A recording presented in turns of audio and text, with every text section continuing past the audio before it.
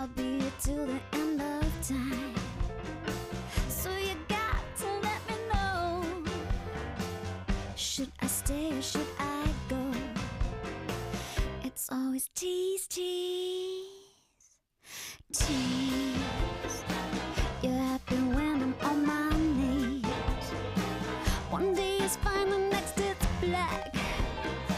So if you want me off your back, well come on and let me know.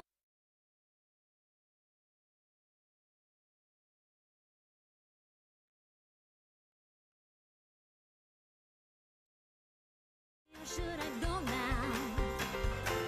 If I go there will be trouble, and if I stay it will be double. So come on and let me know. This indecision's bugging me. If you don't want me, set me free. Exactly who am I supposed to be? Don't you know which clothes even fit me? So come on and let me know. Should I cool it or should I blow?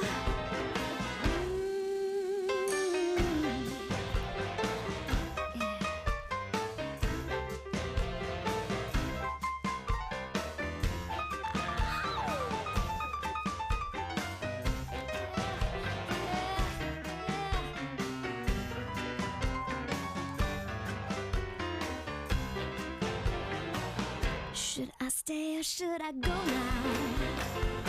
Should I stay or should I go now? If I go there will be trouble, and if I stay it will be double. So you gotta let me know. Should I cool it or should I blow?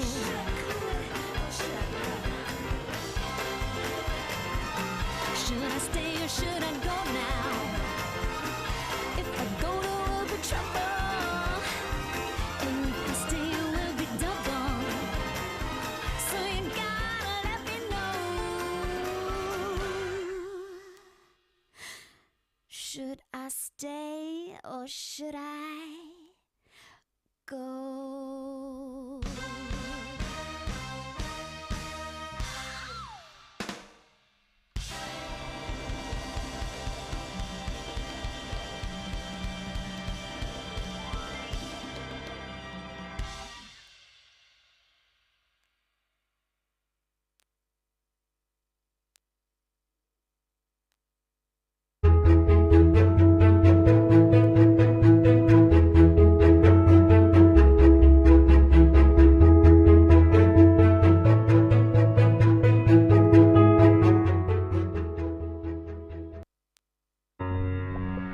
Our ocean is vital for human well-being. The future of humanity strongly depends on the ocean's health and on our ability to monitor it. Did you know that the Copernicus Marine Services mission is to monitor the ocean? We provide 4D regular, authoritative, quality-assured information about the ocean, available for free and accessible from anywhere in the world. We distribute data from on-site buoys and satellites and from the latest science models in order to know more about the past, current and future state of the blue, white and green ocean. We make ocean data available that can be used to create applications for a wide range of actors in both the public and private sectors. We also support EU policies and international legal commitments related to ocean governance, catering to the needs of society at large. But you know what? We're not just a data provider. We also offer a large range of services for our users. Because our mission is to empower all users, from scientists to policy managers to private companies, who want to drive the blue economy and scientific innovation. We are there to support you anytime, anywhere, thanks to a dedicated help desk team, a chatbot, FAQs, a collaborative forum, and tutorial videos at your service. We organize events, webinars, and online training sessions to share scientific knowledge and promote sustainable ocean initiatives. And we continuously collect feedback from our users. We know one thing for sure: we need you. We need you to make the right decisions for the future. for a blue-green deal, a healthy ocean, a healthy planet, healthy people.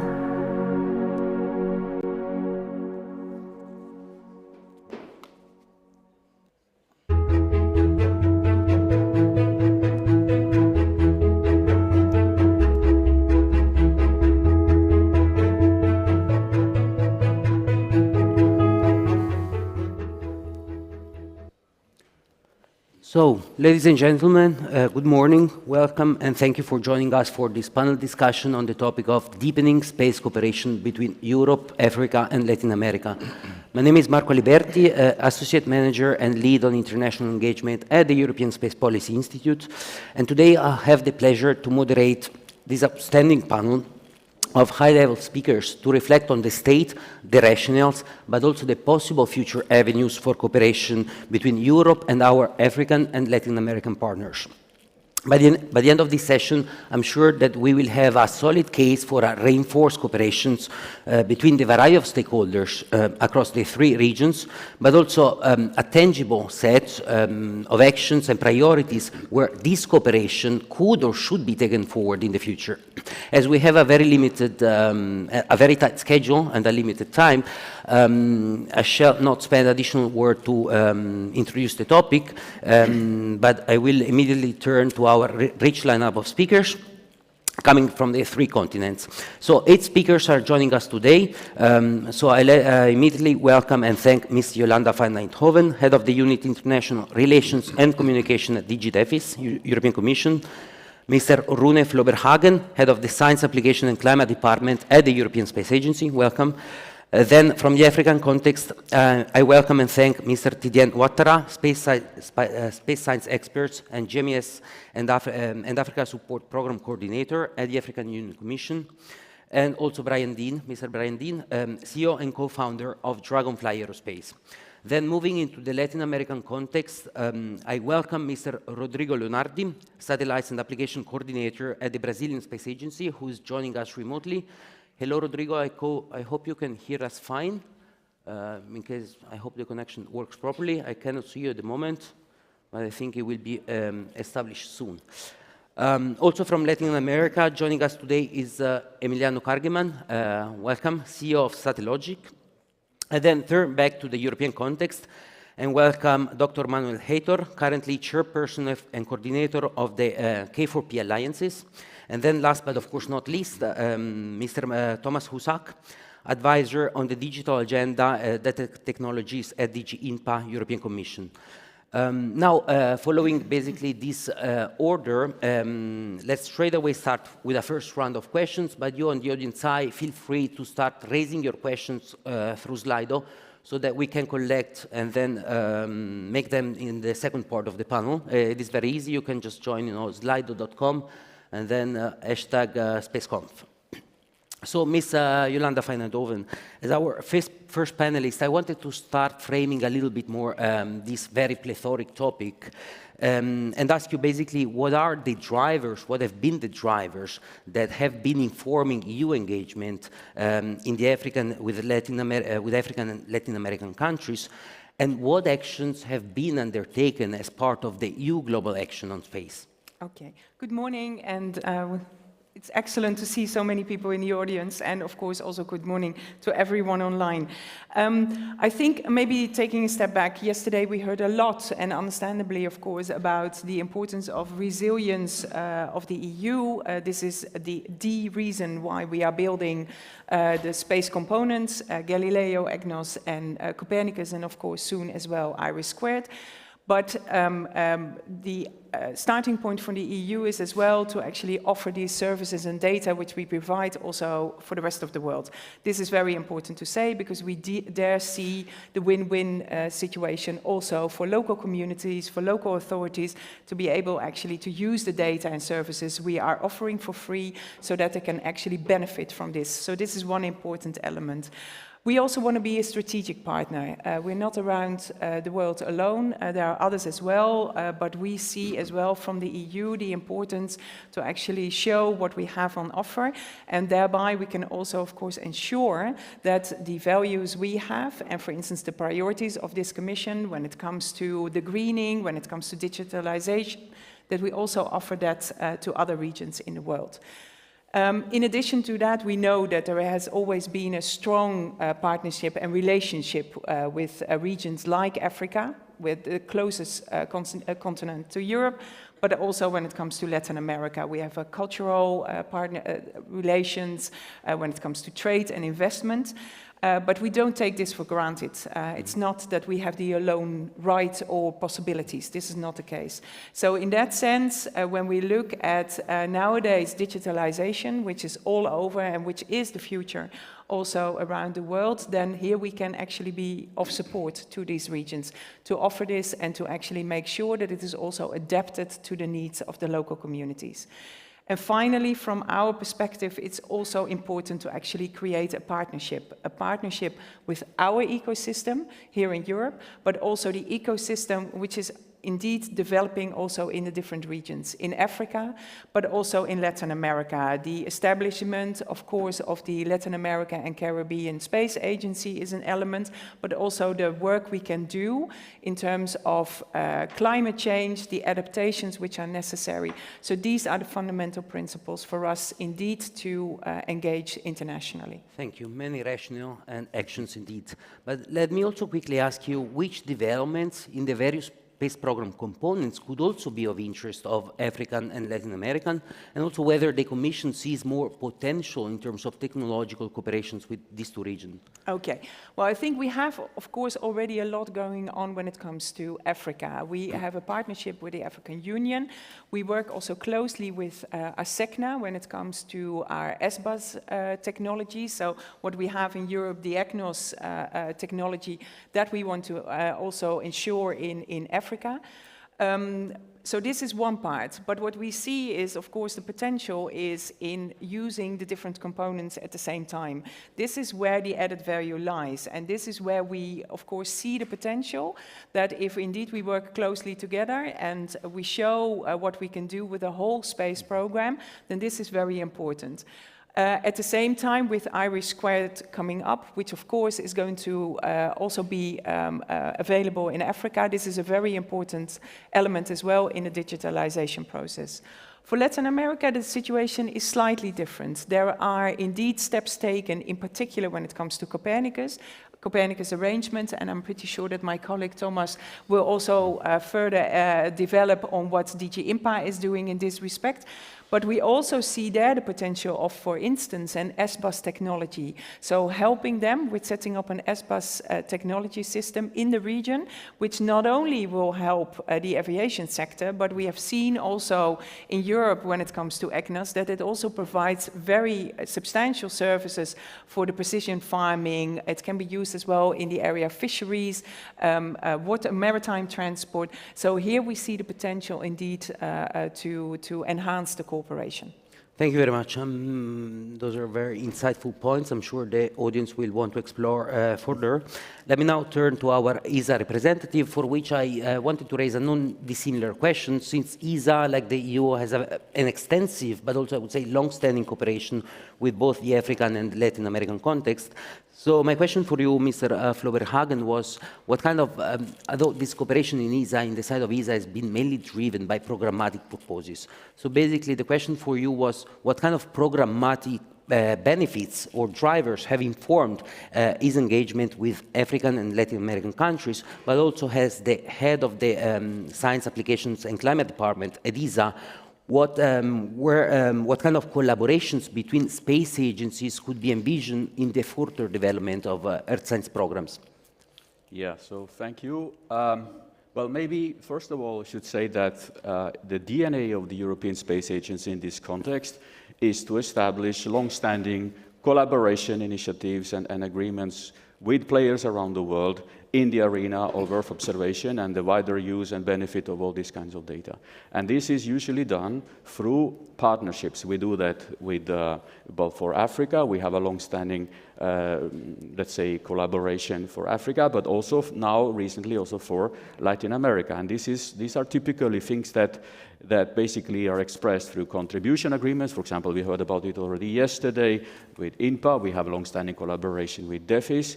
And also for Manulator, for example, for areas like Cape Verde and so on, there are things that are happening, and these are really then being embedded into everything that we are doing at, let's say, programmatic level. Now, obviously, from a space agency perspective, we spent a lot of effort realizing space and ground infrastructure to deliver services. So obviously, our interest is to make sure that we are using these and utilizing these capacities for the wider benefit of everyone, both science, academia, services, policies, and so forth. And this is, let's say, the main top-level driver without talking about any programs, without talking about any politics. In general, we are trying to do I would say, hand on my heart, Earth observation for good. Yeah? This is what we are trying to do with public money. So this is the first thing. The other thing I'd like to mention is that this is not something that is new. We have started this a long time ago. Actually, even before the European Space Agency had so many satellites as we have today. Today we have maybe something like 83 spacecraft in our portfolio. But at the time when we only had 1 or 2, we were still, let's say, already talking about sustainable development. We were, from the World Summit in 1992, actually starting to talk about these things. And this has resulted, meanwhile, in a collaboration with Africa that is covering 42 nations and more than 150 institutions, for example. Yeah, so there is a lot that is going on in this field that has followed the development of the program. So it's not just that the program drives the activities, but it is also the activities that drive the program. Obviously, it's a kind of an iterative loop, right? So this is something that we should not forget. And obviously, we have not done that alone. We do it together with DEFIS, with INPA, and other partners, JRC, EUMETSAT, and so on. So we are kind of one big family. Everyone has the kind of the role in all of this, and this is how we grow as a community. Yeah. Maybe one more thing to mention is that on top of, let's say, these things that are linked to the institutions, there is also the bigger policies like the United Nations framework on, let's say, climate change or on biological diversity. They're also providing many drivers, yeah? And not to mention also, let's say, what is happening in the area of global development assistance with the World Bank, with Asian Development Bank, and so on, that also provides very strong anchors for the way that we try to build the capacities of the Earth observation program. There was an important point actually to add, indeed. Yes. Let's maybe try to look a little bit into the future, and basically the question that I had in mind is basically, how can current cooperation with African and Latin American countries be brought to, I would say, a deeper level, and what concrete actions, can be taken or should be taken actually on either front? So, a lot of what we have been doing so far is to support capacity building, yeah? And we need to, and I think Tidiane will probably strengthen that point, is that we need to develop that into true partnerships, true cooperation initiatives which go into, let's say, co-design and co-ownership of all the activities that are happening, okay, such that we are kind of even more fundamentally embedded in each other's activities and so on, such that we are growing, let's say, together, okay, because there is an enormous potential, both in Latin America and also in Africa, to grow these things. For example, the commercial sector in Africa is much bigger than I think most people are aware of, and we need to stimulate that. There's more talent there, there is more energy and motivation there than we have ever seen. So we do this. We have recently signed in December with the DG INPA, we signed a cooperation agreement, a contribution agreement actually, for Latin America and the Caribbean. Just yesterday, we signed something similar for the Philippines, and we are engaging in deeper discussions about how to support not only the space dialogue, but also the commercial development of space in Africa. And this is how we see this thing developing as time moves on. And so far, I must say that this has been a wonderful experience, because there is a lot of positive energy. There is a lot of energy from the programmatic side, from the people who in the end will benefit from that, from industries in all these areas, and also from the countries that will be, let's say, hosting some of these services and for example, things like a Copernicus mirror site or a kind of a space incubator type of facility. That we have some experience with also at the European Space Agency. So we see great potential here of deepening this thing very much from where we are today, and we just see I wouldn't say that we are going to reach the stars very soon, but it's going to grow substantially very quickly. Yeah. Thank you very much. I will, I'm sure that I will expand later with Mr. Husak also on this point, since it was brought, and I think it's very relevant. I now wanted to turn actually to our, I would say, international partners, directly starting with the African context. I wanted to turn to Mr. Ouattara, and basically ask you, what is, on the other side, basically, of the spectrum, the perception, how has cooperation with Europe basically contributed to achieving the objectives set forth by the African Union Commissions or the various, the different African countries? Yeah, first of all, on behalf of the African Union Commission, we would like to thank the organizers for inviting us to be part of this discussion. In a nutshell, in one sentence, I would say it is very positive. Why? The cooperation with Europe is at different levels, at the national levels, at the regional level, and also at the continental level.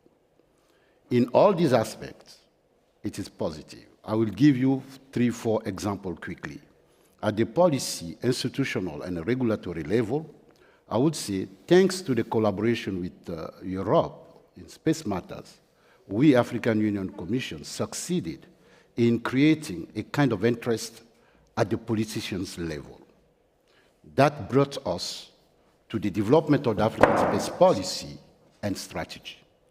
Secondly, and that is a good news for us, yesterday, the hosting agreement of the African Space Agency has been signed between the African Union Commission and the Arab Republic of Egypt in Cairo.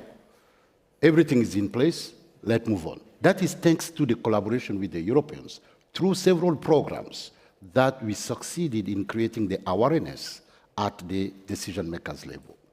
Let's move quickly to the data and infrastructure. Today, Africans have more access to data thanks to institutions like European Space Agency, EUMETSAT, GRC, so on. And with the strong political and strategic support and funding support from the European Commission, we have to acknowledge that and we have to say thanks for that. Let's go to the service development. GMS in Africa, I have the privilege to coordinate this program, which is using Earth observation for service development to support sustainable development. I would say, thanks to this program, we have empowered Africans. University of Ghana leading a consortium of 15 countries to support the fishermen. There was a lot of death of fishermen in Ghana, for example. Thanks to the Copernicus data we've used to inform this community, and I can go to the details. Secondly, in Congo, the SICOS used the Copernicus data to inform the captains of boats on the navigability on the Congo River. Congo River is 80% of the economic transactions in Central Africa. So on and so on. Let's talk about the meteorology. Let's talk about other things. EUMETSAT is very involved in that. Now coming to the training. Thanks to the collaboration with Europe, more than 20,000 over the last 20 years. GMS alone, we are more than 5,000 young Africans trained. That is very important in terms of capacity building. If we go now to the knowledge transfer, the cross-fertilization, thanks to that collaboration, for once, African Union Commission is translating its policy objective, which is the African integration. GMS in Africa is bringing several institutions from several countries to work on cross-cutting matters, flooding, wetland, etc. That is very important to underline here. In terms of awareness, we have to continue, that's true, but we will say, in a nutshell, the collaboration with Europe is very positive. Let's continue building on the success stories. Thank you very much. I'm really happy actually to see such a positive assessment. You also brought to the fore, many concrete examples, that show, that we're not just discussing for the sake cooperation for the sake of cooperation, but how cooperation can actually be really beneficial, in terms of concrete deliveries. But let's try to put things in perspective, because I think we are all curious to know on the European side, where does Europe stand and how does it perform in comparison to the other cooperation partners of Africa, basically. And you already pointed out a couple of recommendations, on how this cooperation could be better structured, in achieving the objectives, of the African Union Commissions or the different African countries, Yeah. There was a relative positioning of our collaboration. Yeah, in fact, when you want to compare, it means that we have the same benchmark. Mm-hmm. For now, Europe has been the biggest space partners for Africa. Therefore, today we cannot compare them to others. But it is clear that, and I know where your question is coming from, Africa today is of interest for many other nations and continents. Let be it. We, African Union Commission, our position is to empower and strengthen African citizens. That is our mandate. Whomever comes to us, we sit down and we look at it.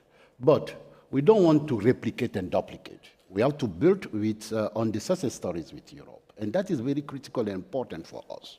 Secondly, it is very important to say that in the new space era, all is affordable for Africa. Usually people are talking about money. There is no money. There is no money. No, the issue in Africa, it is not about money. It is about strategically addressing the African needs. Secondly, we want all the world to consider the new paradigms in Africa. Europe, United States, Canada, Asia, they have to change now the way they are doing business with Africa. Space, it is not international aid. Space is about business. Business supporting international aid, yes. Business supporting agriculture, yes. Business supporting that, yes. But in Africa, it is about opportunities. Huge natural resources to manage. Digitalization, you were talking, madam. Secondly, more than 1 billion inhabitants. In terms of satellite telecommunication, in terms of sat-nav, it is a market. In terms of security, what is happening in Africa is touching Europe.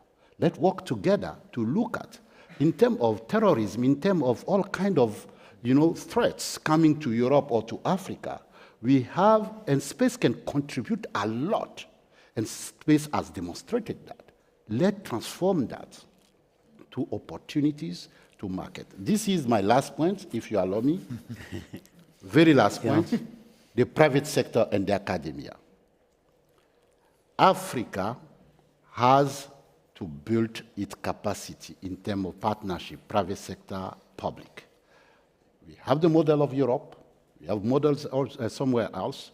Let's work together to adapt what can be adapted and to increase and to develop the private sector corpus and also the research and development and training corpus through academia. Thank you very much. A lot of food for thought and excellent point, actually, that you raised. And actually, since you mentioned, I now wanted to hear the perspective of this rapidly emerging African private sector. And I think here we could not get a better, actually, representative than the CEO and co-founder of Dragonfly Aerospace, which also recently launched earlier this month EOSat-1, basically its first imaging satellites. So, Mr. Dean, can you tell us a little bit more about Dragonfly recent achievement? What is next, actually, for your company? What are the prospects? And whether do you see any commercial opportunity, keeping in mind what Mr. Ouattara said, to be seized by your company across the 3 regions? Yeah, thank you very much. Nice to be here. It's been an exciting year for us already with the launch of our first satellite. That satellite our company is quite new. It's only 3 years old, so we've been spending the last 3 years working towards this important milestone. In terms of South Africa, we actually launched our first satellite in 1999, so we've got quite a long heritage in terms of building hardware, but in terms of our company, we needed to do it again. And obviously in the space industry, in the commercial market, you really got to prove yourself. So it was important for us to put together, a high-performance system. This is a 180-kilogram satellite doing 1-meter resolution imaging, 11 spectral bands, 44-kilometer swath. So it's a complex system. And it's actually designed to to complement Sentinel-2. It has the same spectral bands as Sentinel-2. So the idea is that you can then get a higher revisit rate than what you can get from Sentinel-2. So yeah, it's massive relief and accomplishment and a joy at the moment. Obviously, we're in the first weeks of talking to the satellite and commissioning it and getting it ready for routine operations, but everything's going smoothly so far. In terms of cooperation between the three continents at a commercial level, this first satellite is already specifically aimed at agricultural monitoring and forestry monitoring and things like that, and naturally across South America and Africa, this is an important topic. And it's important to us as well because we're trying to improve the efficiency and the optimization of agriculture, which means that we can reduce deforestation and maintain biodiversity. So this is an important mission for us at a sort of a doing good level as well as a commercial level. And then the other applications, particularly relevant to Africa and South Africa, is monitoring territorial waters. There's a lot of illegal fishing in South African waters, and I'm sure in African waters as well as South American waters. There's large coastlines, so large territorial waters. And South Africa alone loses something like $1 billion worth of revenue or produce from illegal fishing in our waters. So, I know this is also in terms of Europe, there's maybe not so much for the whole of Europe, large territorial waters, but certainly for Portugal and Norway, this is an issue as well. So, these are issues that cover all three continents, both important for a national level, but also a commercial level. There's revenue to be made by helping companies and countries monitor their waters, but then there's also good to be done by trying to kind of maintain, assets of those territories. Thank you very much. I wanted actually, since you mentioned, to zoom in a little bit more on Europe and basically what role Europe plays in your corporate strategies. Do you see Europe as a market? Do you see European companies as a competitor or as a possible partners? Yeah, look, anyone who's, I'm a commercial company, so anyone who's selling a similar product to me in the same market as a competitor. But, it doesn't mean that if people are competitors, you can't collaborate as well. We sell cameras as well as satellites. In fact, we've been selling cameras for the last 3 years. We're doing quite good business there. In the case of the camera products, the satellite manufacturer is then a competitor to ourselves at the satellite level. So we're already doing business with our competitors, and we find a way to make that work. We make a lot of cameras for CubeSats, and in this area we don't operate in terms of satellites. We're building microsatellites, sort of 100 kilogram to 300 kilogram class microsatellites. So that helps a little bit in terms of the competition. Many of our customers are not really competing against us at the satellite level. But yeah, in general, we're making fantastic partnerships with satellite manufacturers, suppliers, as well as downstream operators in Europe. So I would say as a whole, European companies are more our partners than they are our competitors. Thank you very much. Okay, let's now move actually from the African to the Latin American chapter. And also here, the starting point, as we are all aware, is that there is a lot going on actually between Europe and Latin America, including your country, actually, Mr. Leonardi. So the question for you is whether you could provide us with an overview basically of current cooperation with Europe, and actually, if you can, also on this lesson learned from these cooperation experiences, basically, are opportunities were leveraged, or do you see potential that has been left untapped? I hope you can hear us. Yeah, please. Yes, I can hear you. Thank you, Marco, for the question, and thank you for the organizers for having me here at the European Space Conference. I work at the Brazilian Space Agency.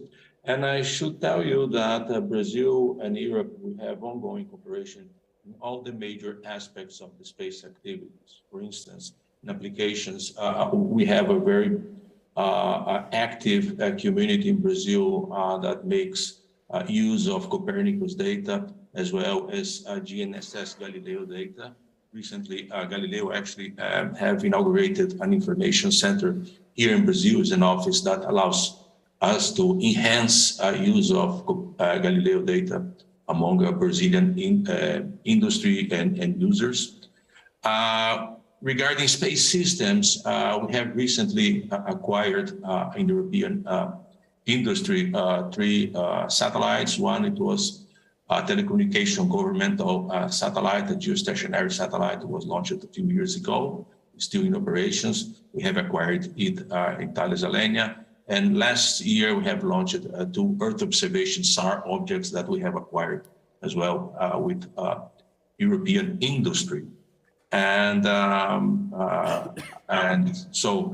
we also have a smaller objects. For instance, we have a very, let's say, active community that is very keen to use nanosats. So we have, let's say, bottom-up approach where academia and industry, they approach us and they propose joint projects. And we have seen some of these projects between Europe and Brazil that they come from universities and also some of them for capacity building.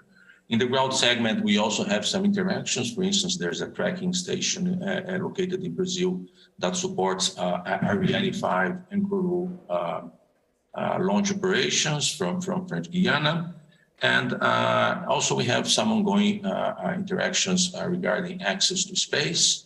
We have launched, of course, some Brazilian objects through with European partners. And we also we have very good Brazilian sounding rockets that we provide to Europe, and we launch them on a regular basis from Sweden for microgravity experiments. So just is not a complete list of things that we do, but as you can see, we have been interacting on a regular basis with Europe regarding all these major aspects of space exploration.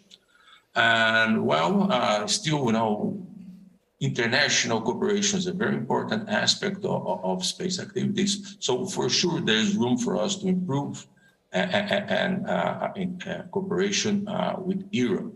We have been working with some of the important agencies in Europe on different topics. With DLR, we have some ongoing cooperation on launch vehicles. With CNES, for instance, we're discussing cooperation on a stratospheric balloon and offering opportunities for both European and Brazilian scientists to launch scientific balloon payloads on board of the balloons. With ASI, we have been discussing opportunities with nanosats. So as I think I have just provided you an overview of things that are going on between Brazil and Europe. And of course, we also interact with colleagues from Africa. We have already an ongoing cooperation with South Africa, for instance. We also have 3 Brazilian Earth observation satellites that we provide the data on it's a free database, and also we provide data for European colleagues, and we also have a reception antenna in Africa, and we provide data to African partners as well. Thank you very much, Mr. Leonardi. But then if, again, we do the exercise and we look into the future, do you see any concrete actions, that could be used to take, this cooperation, to the next level, actually? I think we all have in mind the Amazon, as we discussed. Well, sure. The next level, right? I think we have 2 approaches. One coming from the private sector. So,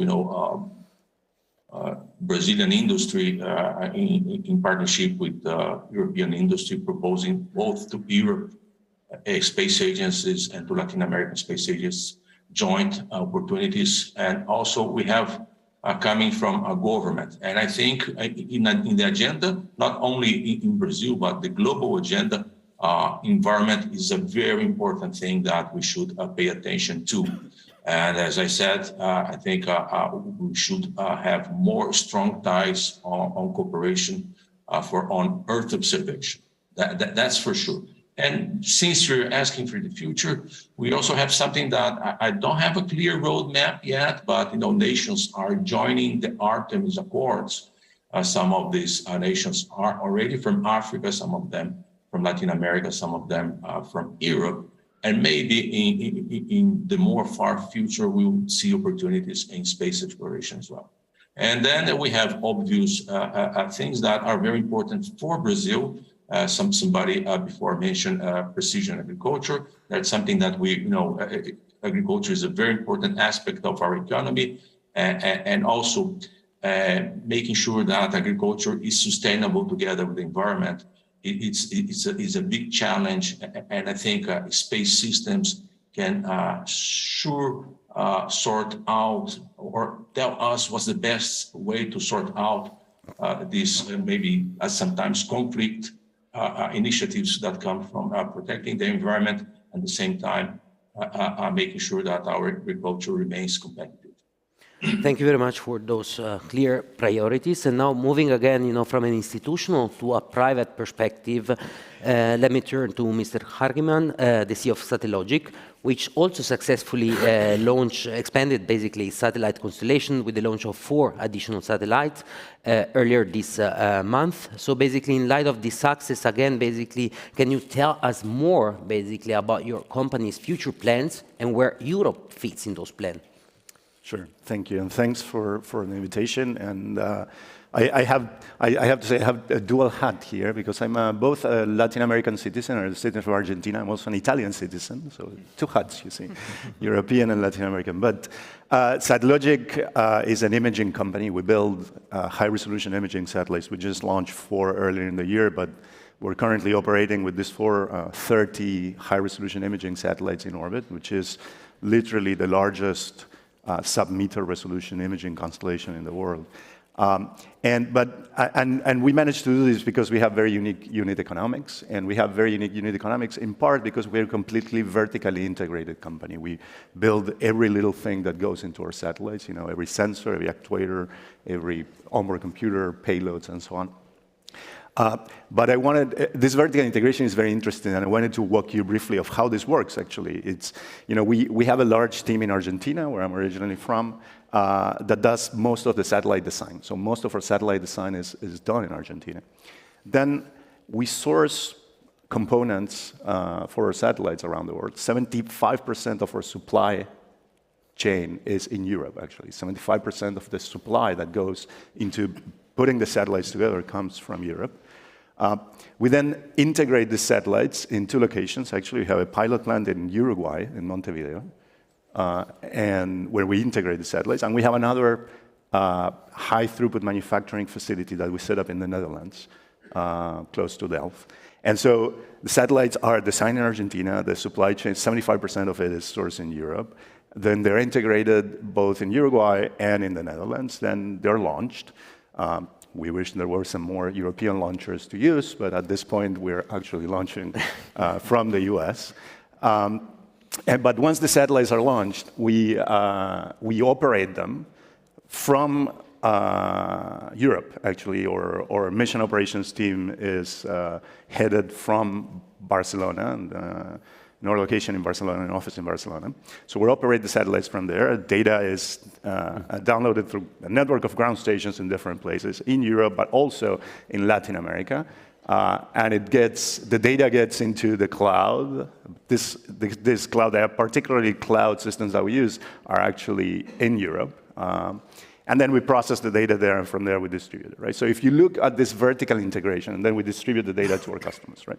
If you look at this vertical integration, what you see is, there are different parts of this value chain, right, that go across from Latin America to Europe. So to what extent, we always say, to what extent are we a Latin American company? To what extent are we a European company? It's a very hard thing to decide, right? In terms of number of people, that would be one thing.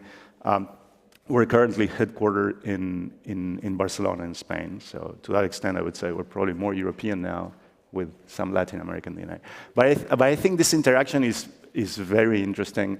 And, obviously, part of the discussion in this conference has been about resilience and about security for Europe.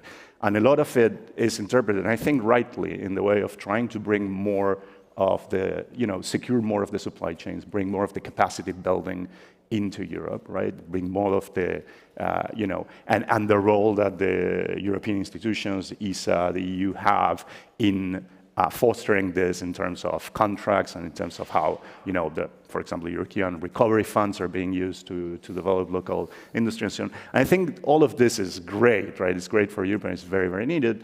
From the point of view of Latin America and from the point of view of Africa, I guess it's a similar thing. It's the risk, obviously, is that the integration that we managed to develop over the years, right, will suffer from this close-up. And this is something that obviously is also happening in the US and it's also happening in our regions, right? We are in this process, in a sense, of pushback against globalization, right?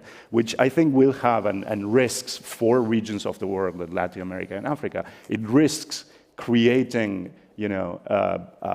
a situation that actually over the next few years will worsen the development of these regions instead of improve, right? And I think from that perspective, that's where I put, if we think about how we can deepen relationships, I think this is one of the things that we have to be careful of in this discussion of how we build resilience in Europe, how we work around security for supply chains, how we work around security, energy security, and food security, and so on. This is part of the things that I think we need to be careful about, right? Like not breaking the seeds of what is actual collaboration that exists now and that is in place, right?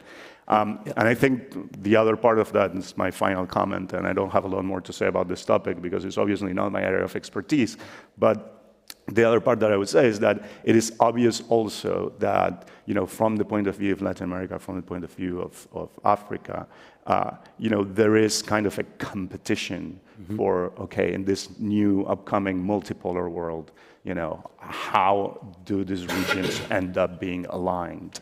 And I think this is up front in the agenda right now, and I think in the end it's taking some of the things that Mr. Ouattara said before.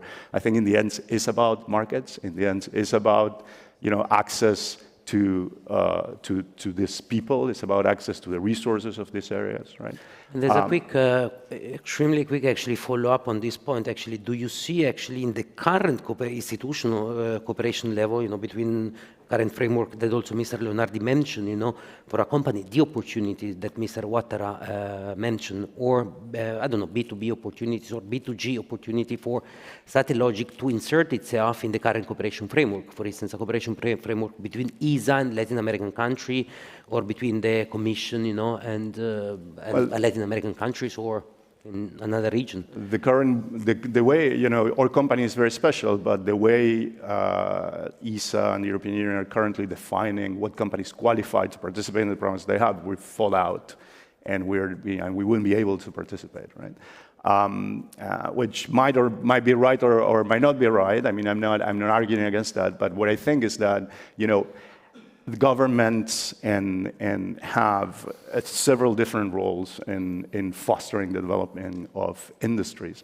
One of them is around regulation and and control, and obviously I think that's a significant part, right? And I think, from my perspective, when Europe tends to relate to Latin America, and I'll talk about Latin America specifically, with my European hat, we tend to see Latin America as kind of a place where there's a lot of needs and there's not a lot of means, right? So the role is typically the role of, what can we give you, to support some of the needs that you have? And I think true integration, should be thought of differently. A significant role of the government is that of an anchor customer for the development of industry, right? And as long as Latin American companies or African companies are cut off from, the access to the European market, which is in large part a government-led market, then, obviously the counterpart would be more difficult. And I think that is potentially one area where more can be thought of. Thank you. This is very actually extremely interesting perspectives. Of course, we are a little bit behind schedule, so let me immediately go back to our, I would say, European stakeholders. And here I wanted to expand a little bit the focus, between just space, institutional cooperation or commercial opportunities, And Dr. Hayter basically as the chairperson basically of the Knowledge for People, the Planet, Prosperity and through Partnership Alliance. Can you please describe us a little bit more the role played by this alliance in achieving win-win outcomes actually between a variety of stakeholders, in those basically regions, ideally by making some concrete examples, so that clarify us the role. Thank you very much, Marco, and let me thank the organizers for inviting me to be here. This is a recent initiative, a few months ago, very much oriented to empower local actors in the Global South, particularly in Africa and Latin America, making use of the experience over the last 20 years of GMES Africa, and Tidiane knows how much we have discussed this over the years, but also in the last 5 years of the Atlantic International Research Center, by bringing together European partners and African and Latin America partners. Let me give you some examples. In Western Africa, we are working particularly with NOSI, a data company which runs the local data center, which is particularly critical for cybersecurity in Africa through the Euro-Africa Gateway, but also for Europe, Latin America communications through the ELA link. And we are working with NOSI to empower them with Earth observation capacity, particularly oriented to applications for green and blue growth. In Brazil, to give you another case, we are working, for example, in Amazonia with CONFAP, the Federation of State Agencies, and in particular FAPESP, the São Paulo agency, together with the National Institute for Research in Amazonia, INPA, in Manaus, and the museum in Belém, Pará, essentially to, again, empower these institutions with Earth observations, certainly to fight against forest dismantling, but more than that, to help building, say, the economic and social valorization of biological assets with a very specific project to build on what the Brazilians are already done with a data library on all single species existing in Amazonia. Also in the Acre state, which is the northeastern part of Amazonia, the most affected state by deforestation, working with local partners, again, empowering them with data, with Earth observation data capacity, particularly oriented to build local economies. Also in Rio de Janeiro, and between Rio de Janeiro and São Paulo, the so-called Bocaina zone, we are working with the National Public Health Foundation, the Fiocruz Foundation, which is the largest American or Latin America foundation for public health, essentially to empower them with Earth observation skills to deal with the impact between climate change and health, particularly looking at child health, and in very specifically to look at a few Brazilian slums, essentially looking at urban expansion. And again, our main role is to look at people. In the coming 30 years, Africa will double the population. Africa will have 2 billion people, 5 times more than Europe. Latin America will increase by 20%. And essentially looking to people, but by and through the African way of growth. And this requires the empowerment of local actors. And actually, as a quick follow-up, I mean, you mentioned several projects, what are the key lessons that you learn in empowering, through this alliance? I will say essentially 3 main lessons. First, people. And essentially be demand-driven, find customers for Earth observations, and again, through empowering local institutions. We are not starting projects by scratch. We are taking existing projects, existing actors, and empowering them to solve local problems. Second, sustainable financing. And this is a critical issue, certainly in Europe, but very much in Africa and Latin America, because it requires two critical components: certification, and some of you have may listened last week some of the key issues of the lack of certification and the worthless of the issues associated, for instance, with forest dismantling. And therefore, we are working with Bureau Veritas, which is an European company with a large installment in Latin America and in Africa to certify every single operation, but also beyond certification, the regulatory context.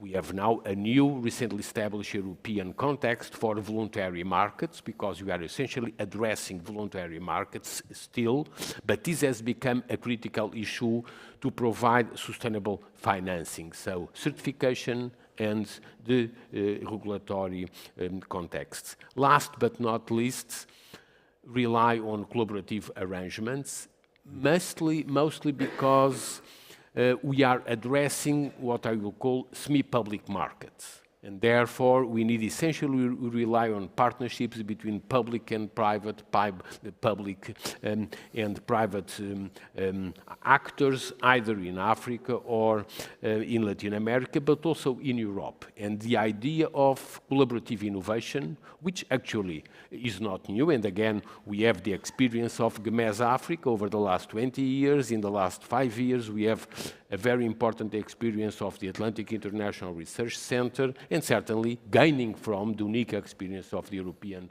Space Agency, but rely always on empowering local actors through collaborative innovation. Thank you very much. And actually, finally, Mr. Husaka, I wanted to give this focus broader, and show, like the instrumental role played actually by space in achieving a variety of objectives, be them empowerment or strategic objective, So I wanted to ask you what about the role of space cooperation within this broader, Global Gateway Initiative of the European Union? Please.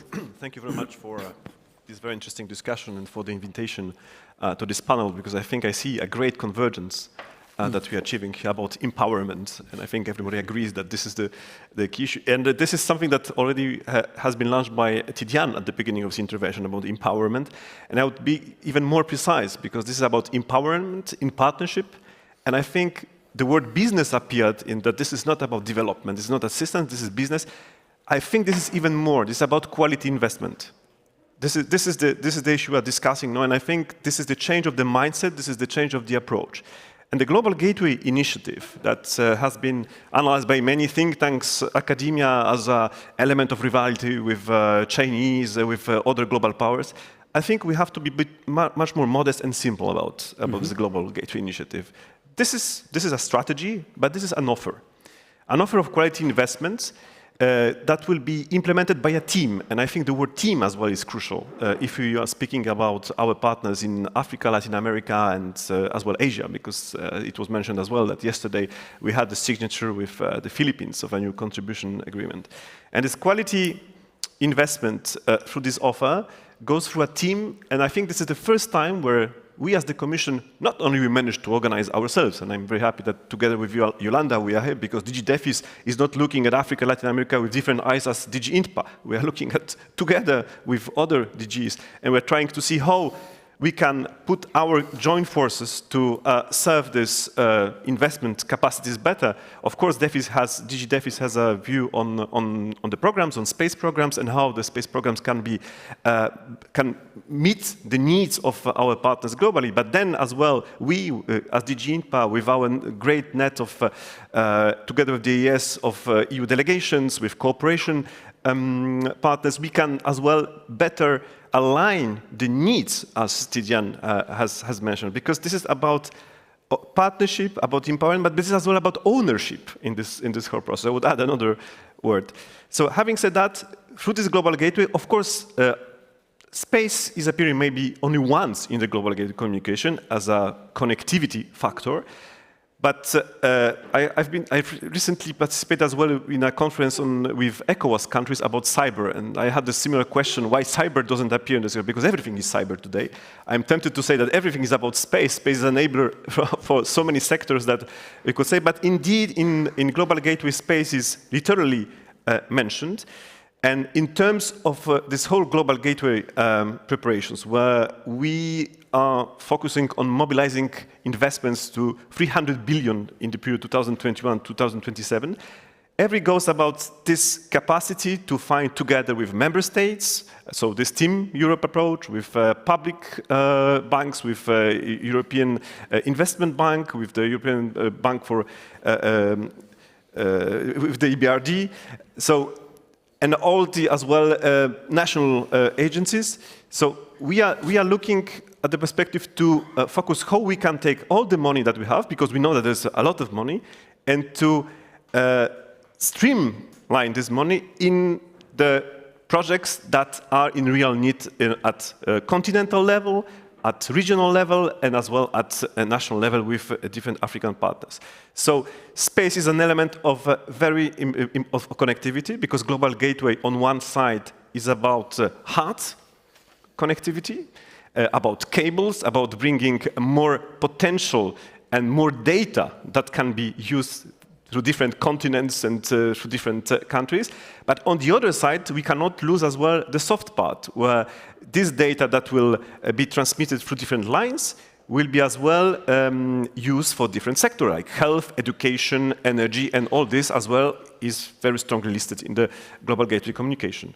Thank you very much. Actually, since you mentioned about streamlining, the money flow in concrete, projects, actually, can you mention, some concrete example, basically, and also where this space cooperation can be embedded, And indeed, and following as well to what Yolanda has mentioned regarding the space programs, I think we are not starting from scratch. For instance, with Africa, we have a long-standing cooperation and in a bilateral agreement with the African Union on using the Copernicus data. We have as well successful programs like the Global Monitoring of Environment and Security, CLIMSA, where we are trying to show how to use the raw data in terms of climate change into something which is much more easier to access for users.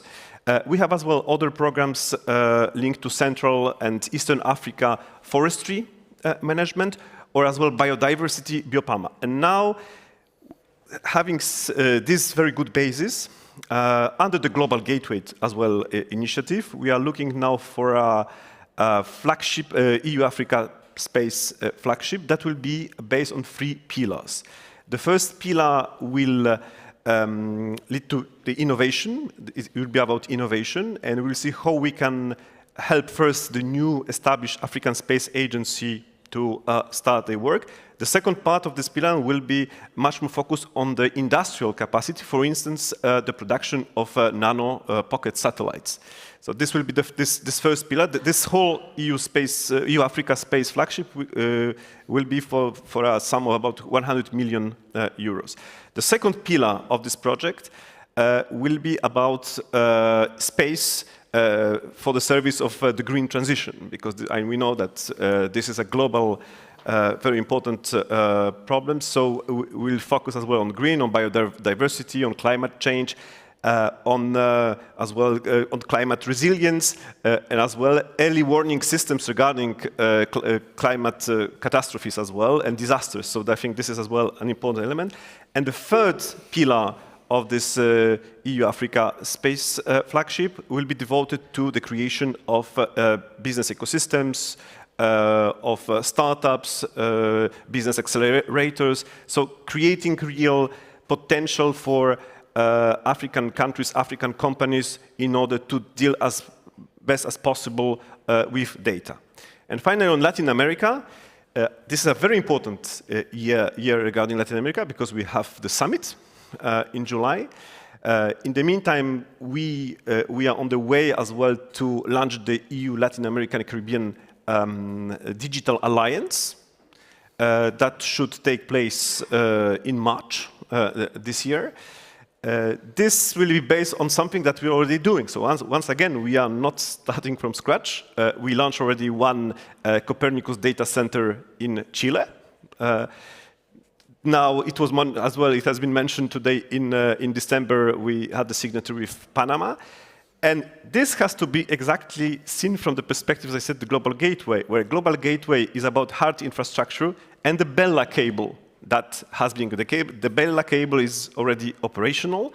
What the cable needs, so we have the engine, we need the fuel for this engine. And the data centers now will have a great opportunity with this cable to start the cooperation with you, between universities, between companies, in order to deliver data of very high value, high importance. Yeah? That's, we are speaking about terabytes that will be transmitted, because the problem between the EU and Latin America and Caribbean for many years was the lack of a good connectivity. It was very poor, and we couldn't even enter in more stronger digital cooperation because of that. This Bella cable, linked to the two data centers, is giving an amount of capacities in terms of cooperation in the digital area, but as well in terms of climate change, in terms of smart cities, as Manuel has mentioned. And this will be exactly about empowering local populations, companies, and giving them more opportunities in this whole global market area. Thank you very much. I think you made an excellent wrap. So empowerment and a lot of opportunities actually for both, institutional and private actors alike across the three regions. So with this actually wrap, thank you for making the wrap of the panel. Since we are running out of time, thank you all for joining, and please do join me in a round of applause for our fantastic speakers. Thank you. Thank you. Thank you. My pleasure. Thank you, Ron.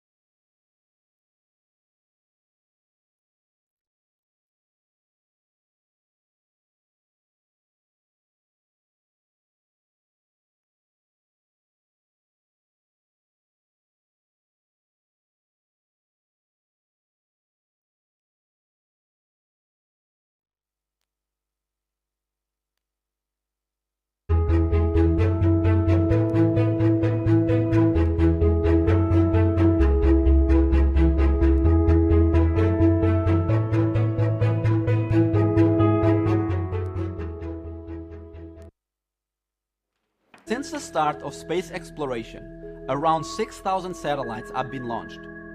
This trend is now being massively accelerated, and by 2030, there will be over 100,000 satellites, a 15 times increase due to new satellite mega constellation. Space effectively automates collision risk prediction and mitigation, ensuring safe access to space, avoiding severe economic losses, and the huge problem of space debris. The year 2022 has been one of achievement.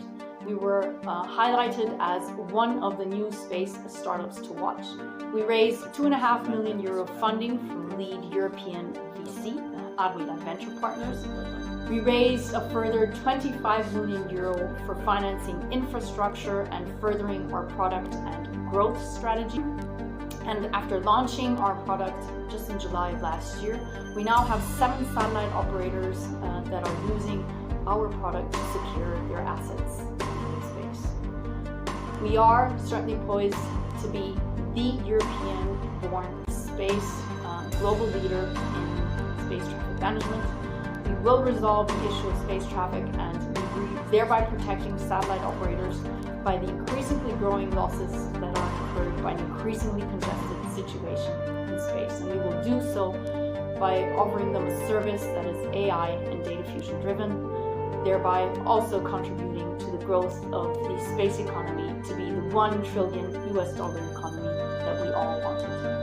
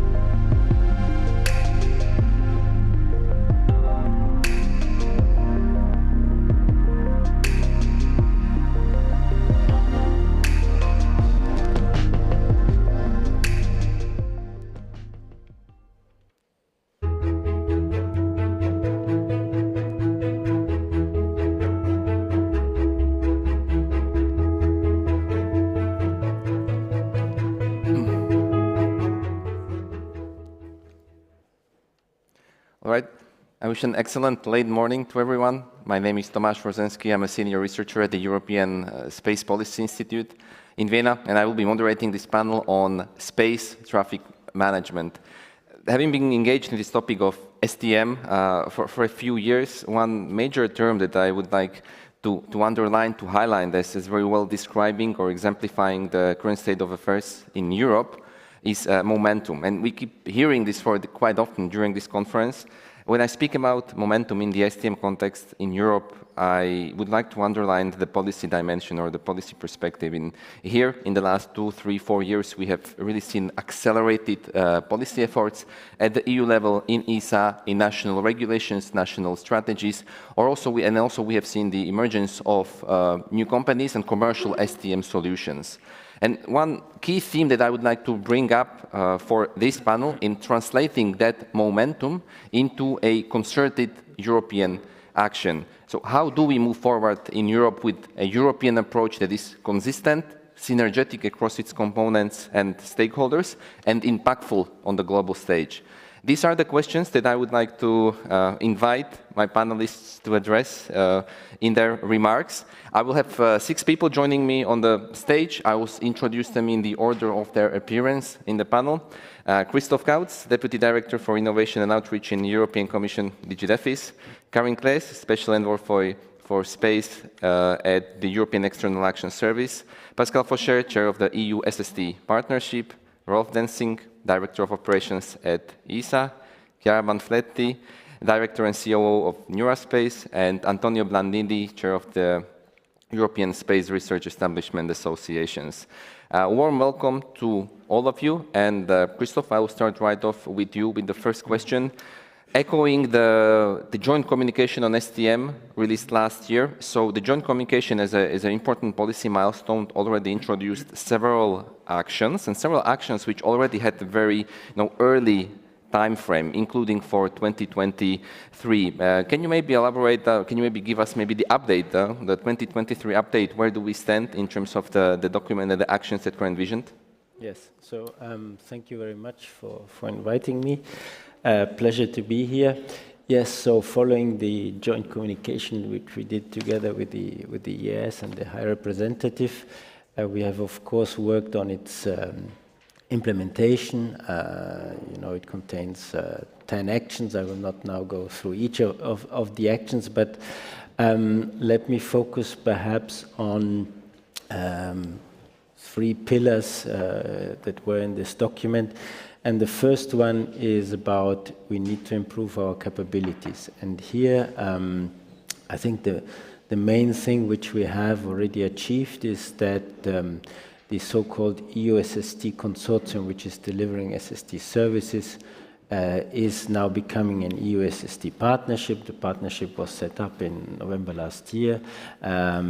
And I'm sure Pascal will say something more about it, but I think the important thing to understand here is that it means we go from 5 member states who make their assets available to 15, which means that we will very much increase our observation capabilities, and there can be no STM if you don't have observation capabilities. So I think this is a very important step which has been done, and also we have launched a series of grants in the framework of Horizon Europe on R&D to help this partnership to also improve on the R&D side. So we have done a lot of work, I think, in the capability domain. The other element which we had in this pillar on capabilities was to say we want to work closer with industry, because we know there are a lot of companies that are working in the area of SST, STM. We have one of them here today.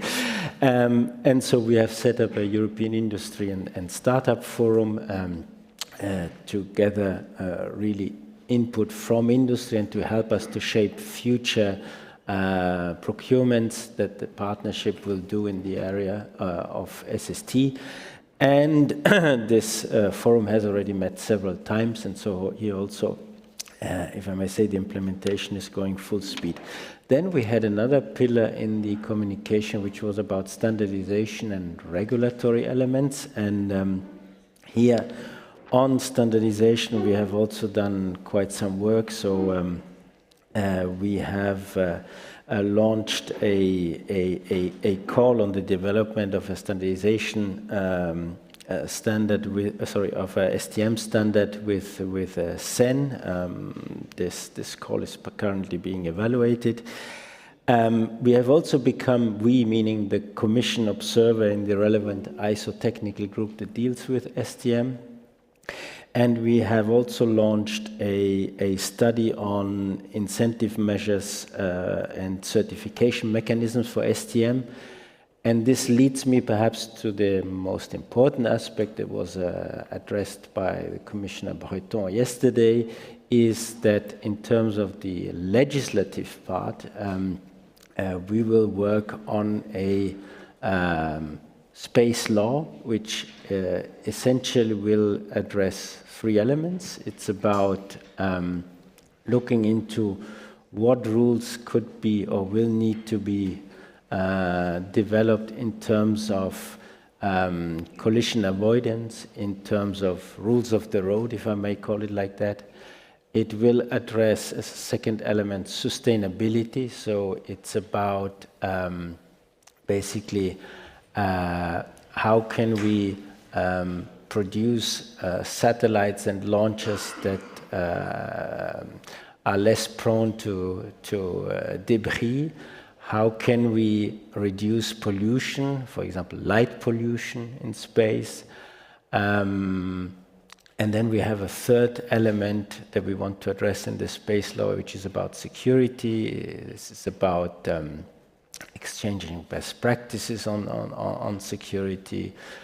exchanging information on risk and threats. So these are the three elements: safety, sustainability, security, which you want to address in such a space law. And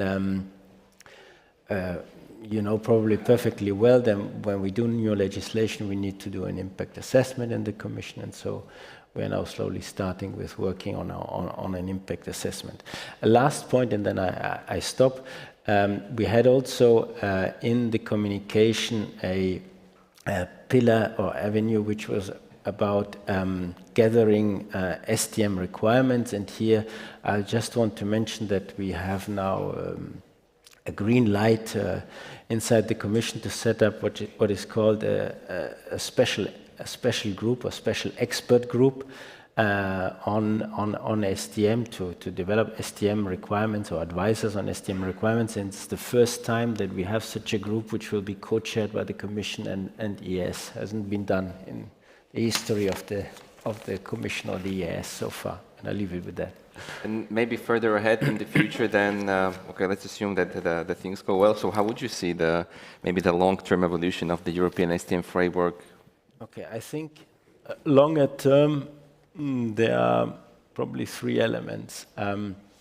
One is, I think, governance, because of course, governance in terms of we will have a space law, and this will have some consequences as well in terms of governance. But governance meaning how do we organize ourselves best inside Europe in terms of STM, and I'm talking about a period after this MFF. I'm talking really more longer term. How do we organize ourselves in terms of STM internationally? Because of course, space no borders. A second element is, of course, budget, which is linked to capabilities. You know, the budget in this MFF for SST, SSA is not, let's say, the biggest one of the space program, and I think now with the increasing importance of SSA and STM, I'm hopeful that the next MFF will be positive for this policy domain. And there is a third aspect, I think, longer term, which will become important as well, is how do we work together with the military side? And I'm talking here also about space domain awareness. I think this is something we need to look at more longer term. Yeah, indeed. I mean, those remain outstanding questions for sure. Karin, if I may move to you, some of the actions envisioned in the joint communication to which the EAS has been an integral part of, envision an international action or action targeted to the external non-European environment. So this is a place where the competence of EAS and High Representative comes into place. So what activities and initiatives will we see targeted to the international landscape? Thank you, Thomas.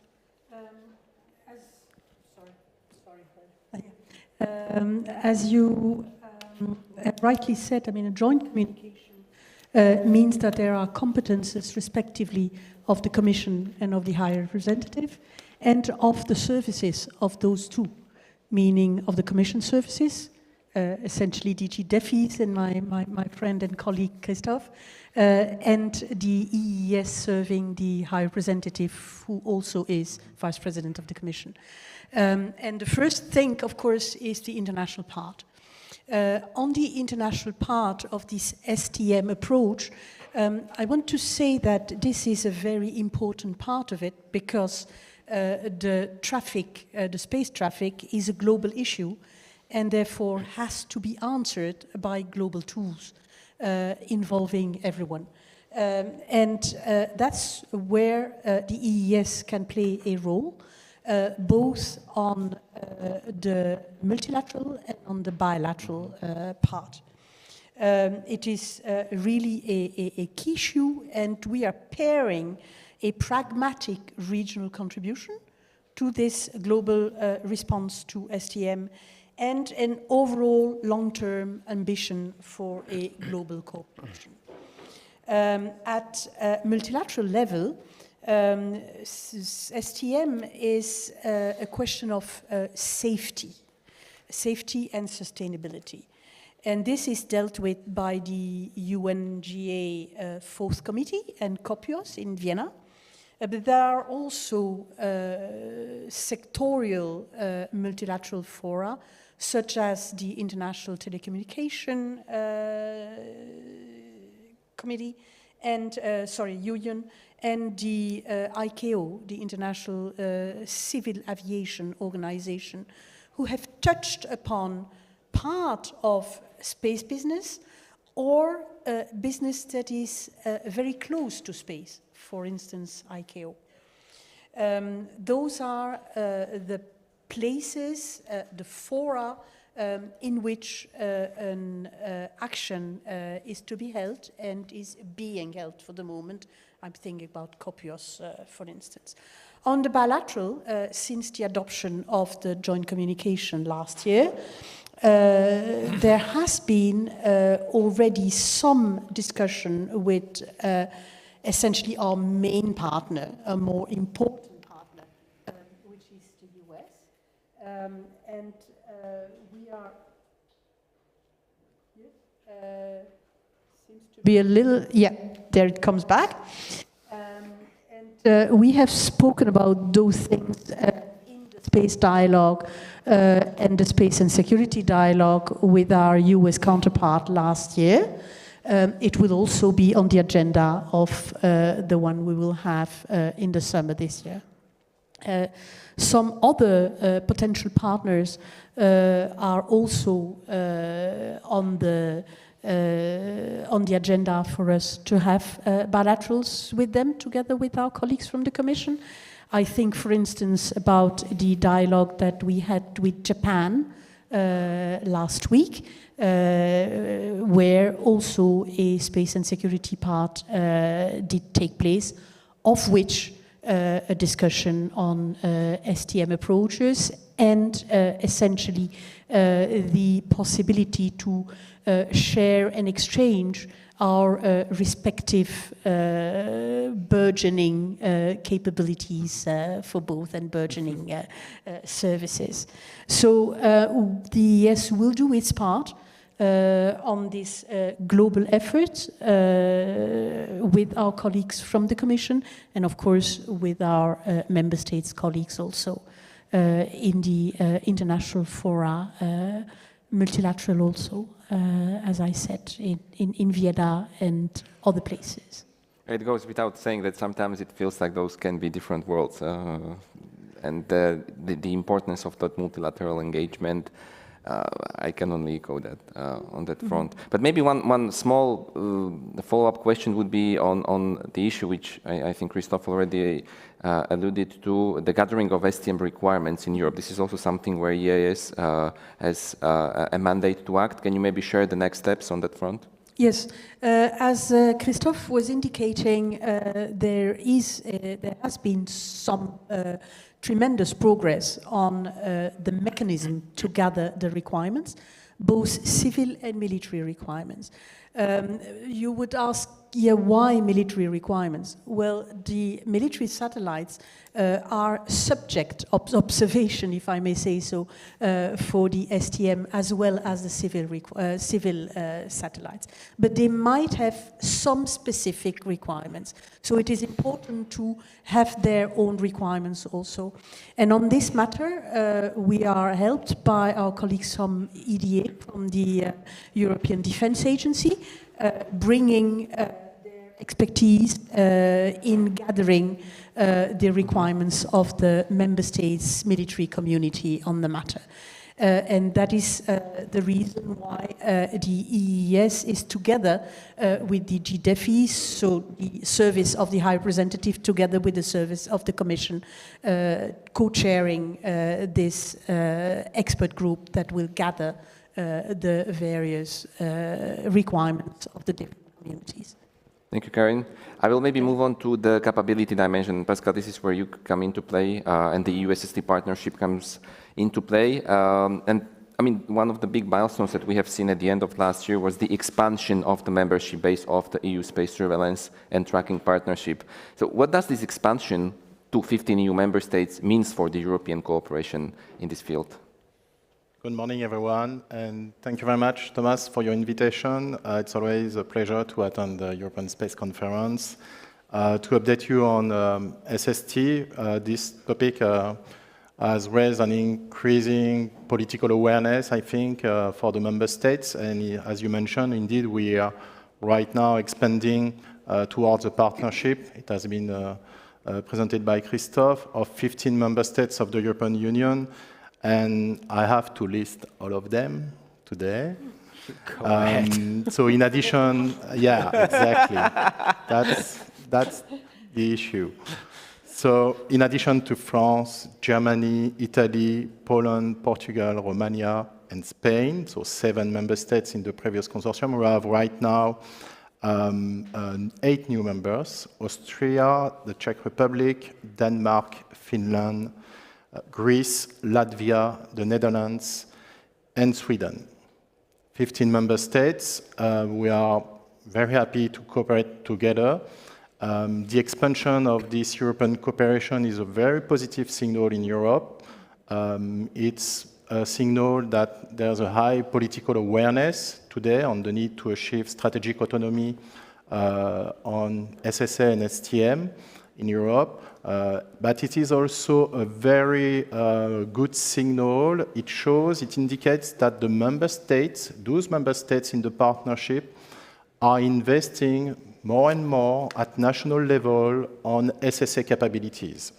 And this is a very good signal. And for instance, we see today a proliferation of national investment plans which invest a lot on SSA at national level, for instance, in France, in Italy, in Portugal, and in many other countries. So this is and also the MODs are investing a lot. So this is a very good signal. And in addition, we have today, of course, the important contribution of the European Union, of the European Commission, since we are fully part of the European Space Programme with SST. So for me, this is a very good signal right now on where we are, and we are starting together at 15 member states. Building on this positive signal, then looking ahead, what would you see as what are your key priorities on the way ahead, and perhaps some key challenges that the partnership will continue to face? Okay, so this is a very good question. We have many challenges ahead of us. So our first priority is we are building and running an operational system 24/7, providing collision avoidance, re-entry, and fragmentation analysis to users. And so we continue that work to ensure a minimum level of space safety. Okay, so this is what we do. It's a public service which provides a minimum level of space safety. And to do that, we continue to work with 70 companies in Europe, which is very impressive. And today, the collision avoidance service, following Article 8 of the Space Regulation, is open worldwide to spacecraft operators since the 1st January 23. And we follow for that a gradual and ramp-up approach. So this is our first, one of our priorities, to remain and continue our operations. And of course, our top priority in Europe, as I said, is to achieve strategic autonomy. And we rely on member state capabilities to achieve that. That's the reason of this partnership of member states. And today you may know that this is a bit surprising, maybe for you, but in this civil program, EUSST, you may know that in terms of data provision, the defense in Europe plays a crucial role for strategic autonomy in Europe. They provide currently 95% of the measurements that are shared currently in the EUSST database. It comes from military sensors mostly. And so we rely totally on a network of 12 military sensors out of 40 in total.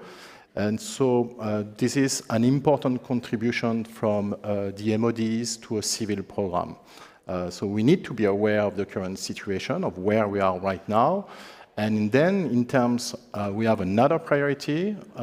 We believe that commercial data are essential and should complement military and civil capabilities in terms of SST data. We consider that those commercial sensors are strategic for us. They contribute also to reinforce our strategic autonomy. What we would like to do is to rely more and more on this vibrant and energized commercial industry and startup ecosystem in Europe. And that's the reason why we have established, together with European Commission, it has been mentioned by Christophe, this European Union Industry and Startup Forum on space traffic management. The last meeting was very successful. It was last November with more than 200 participants, online and in person. And we decided to create 3 working groups, one on commercial data provision, another one on development of commercial innovative sensors on SSA, and the third one on services. And those working groups are co-chairs by representatives from the industry and startup. And they are working intensively because they need to provide recommendations to prepare the open competitive calls that we will launch in USST in the next month, starting from July 23. And the next meeting of this forum, so since I have the floor, is next month, and I will welcome all actors from the industry and startup in Europe to participate. Please contact European Commission. We will have 2 days of work, 2 days of meeting, working inside those working groups on the 20, I need to check the dates, on the 22nd and 23rd of February. Now I come to our last priority, and this is very important if we want to have a competitive industry in the light of the current resources, which are, as Christophe mentioned, quite low right now in the domain.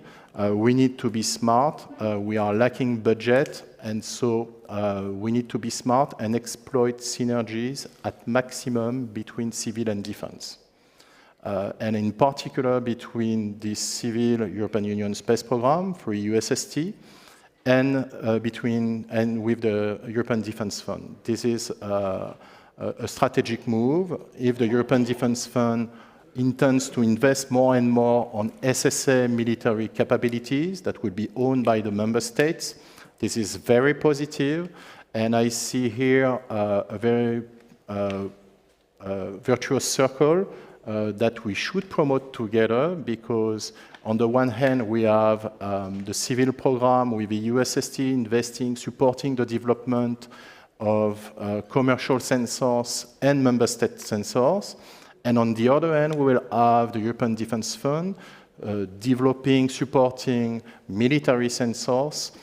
Some of them will be, could cover the SST domain, relying on the competitive European industry. And this is most welcome because in this virtuous circle, we will benefit in the civil program from those military data coming from those newly built sensors under the European Defence Fund. So I would like really to promote those synergies between civil and defense. We need to join forces in this domain. So this is, I think, one of our last priority challenges ahead of us in this partnership. I think the strategic value that you attributed to military data, to commercial capabilities and to synergies between civil and military, I think that's really an important statement, making the evidence of the complexity and the high number of different actors and communities in Europe that add value to that collective European approach. And ESA is actually one of those actors, and so I will hear to you, Rolf. ESA has underwent the latest ministerial council process in November, which increased the subscription of member states to the space safety program, appropriated new developments, new initiatives in terms of automated collision avoidance. You are putting up a zero debris approach. So I want to ask you, in terms of vision, what will be the role of ESA looking ahead in the European STM ecosystem, and what actions along this vision will we see in the next years? Now, ESA will be far down the food chain when it comes to STM. And I must say, what I heard from the Commission and the EU SST consortium is music to my ears. So we have been operating satellites in the European Space Operations Centre since 55 years now. and have always been relying on data we get from the US collision avoidance data. And so it's good to hear today that there's actually progress being made, there is ambition. Also to hear from Commissioner Breton yesterday on the space law and on a strategy concerning collision avoidance, for example, zero debris and so on. And Thomas, you spelled it out, a zero debris approach that we would like to follow for ESA. So we have no jurisdiction beyond ESA. But for ESA, we will impose from 2030 on a zero debris approach, meaning that we will rely on industry building our satellites, ESA-financed satellites, that they will have a 90% reliability for being deorbited immediately after ceasing operation or for deorbit themselves. So there are various techniques to do so. Certainly it requires fail-safe redundancy. So 90% of them shall deorbit on their own, leaving 10% in limbo. And for those, we will impose an active debris removal mission. Active debris removal is something we will be demonstrating with a launch in 2025, and in charge is the Swiss startup ClearSpace. So, and once this is demonstrated, we will be going for recurrent missions that will then, in the responsibility of private industry, and they need to bring down the costs, say, to 10 million plus minus, so operators that are not capable of bringing back their satellites, they need to purchase for ESA-funded missions, they need to purchase active debris removal, and this way we are creating a market. Now, what is the role of industry? Glad to hear from Pascal that 17 industries are involved. I could imagine for ESA, for ESOC to become customer to EU SSTs. Actually, we are customer. As I say, it would be nice to get warnings from EU SST, more and more, and less from extra European sources. But it would also be nice to establish industrial services in Europe, like they are since a while. They are pretty common in the US, like Leo Labs. They are mushrooming around the globe. And so we have similar startups, I must say, in Europe. Neurospace is one of them. And we heard in the first commercial today, we heard about them. So as far as I'm concerned, might be a good idea with public funding to enable such companies to provide commercial services. And ESA, sure, would be happy and proud to be an anchor customer to them. And there is lots of institutions in Europe that would be happy to be served also by private companies. I should stop here, I guess. Thank you. Yeah, it's we're running a bit of time, but we can manage. So you, but also previous speakers indicated the importance of the commercial actors. So I'll turn to you, Chiara. You're the representative of a commercial of a company, of a provider of STM services in this panel. So what added value the commercial companies bring to the European STM ecosystem? Thank you, Thomas. I have no voice, but I still bite. So I think added value is not enough, Thomas. So added value is not enough. Industry must drive. Industry must be the multiplier behind public sector investment.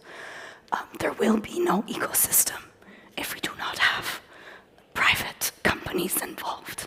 Okay, and it cannot be our ambition that private companies simply bid to public sector ITTs. This is not how Europe is going to lead in the international environment. Okay, so what we need is private companies to go out and create the commercial market that today does not exist. And this is what we as Neurospace are actually trying to do.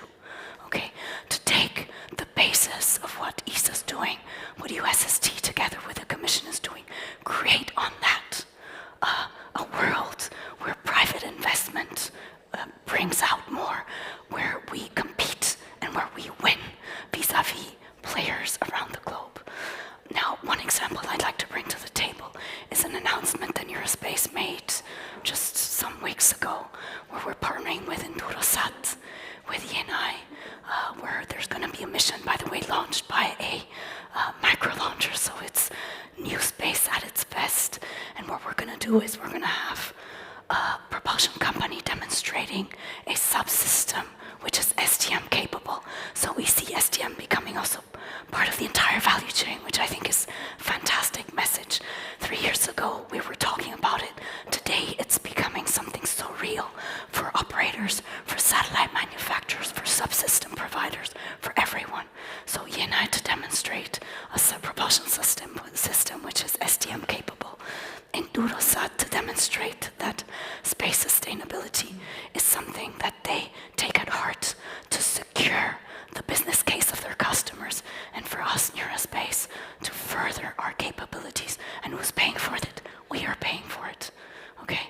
And of course, we need the public sector, but we need to be the driving force. This is for me clear, so added value is not enough.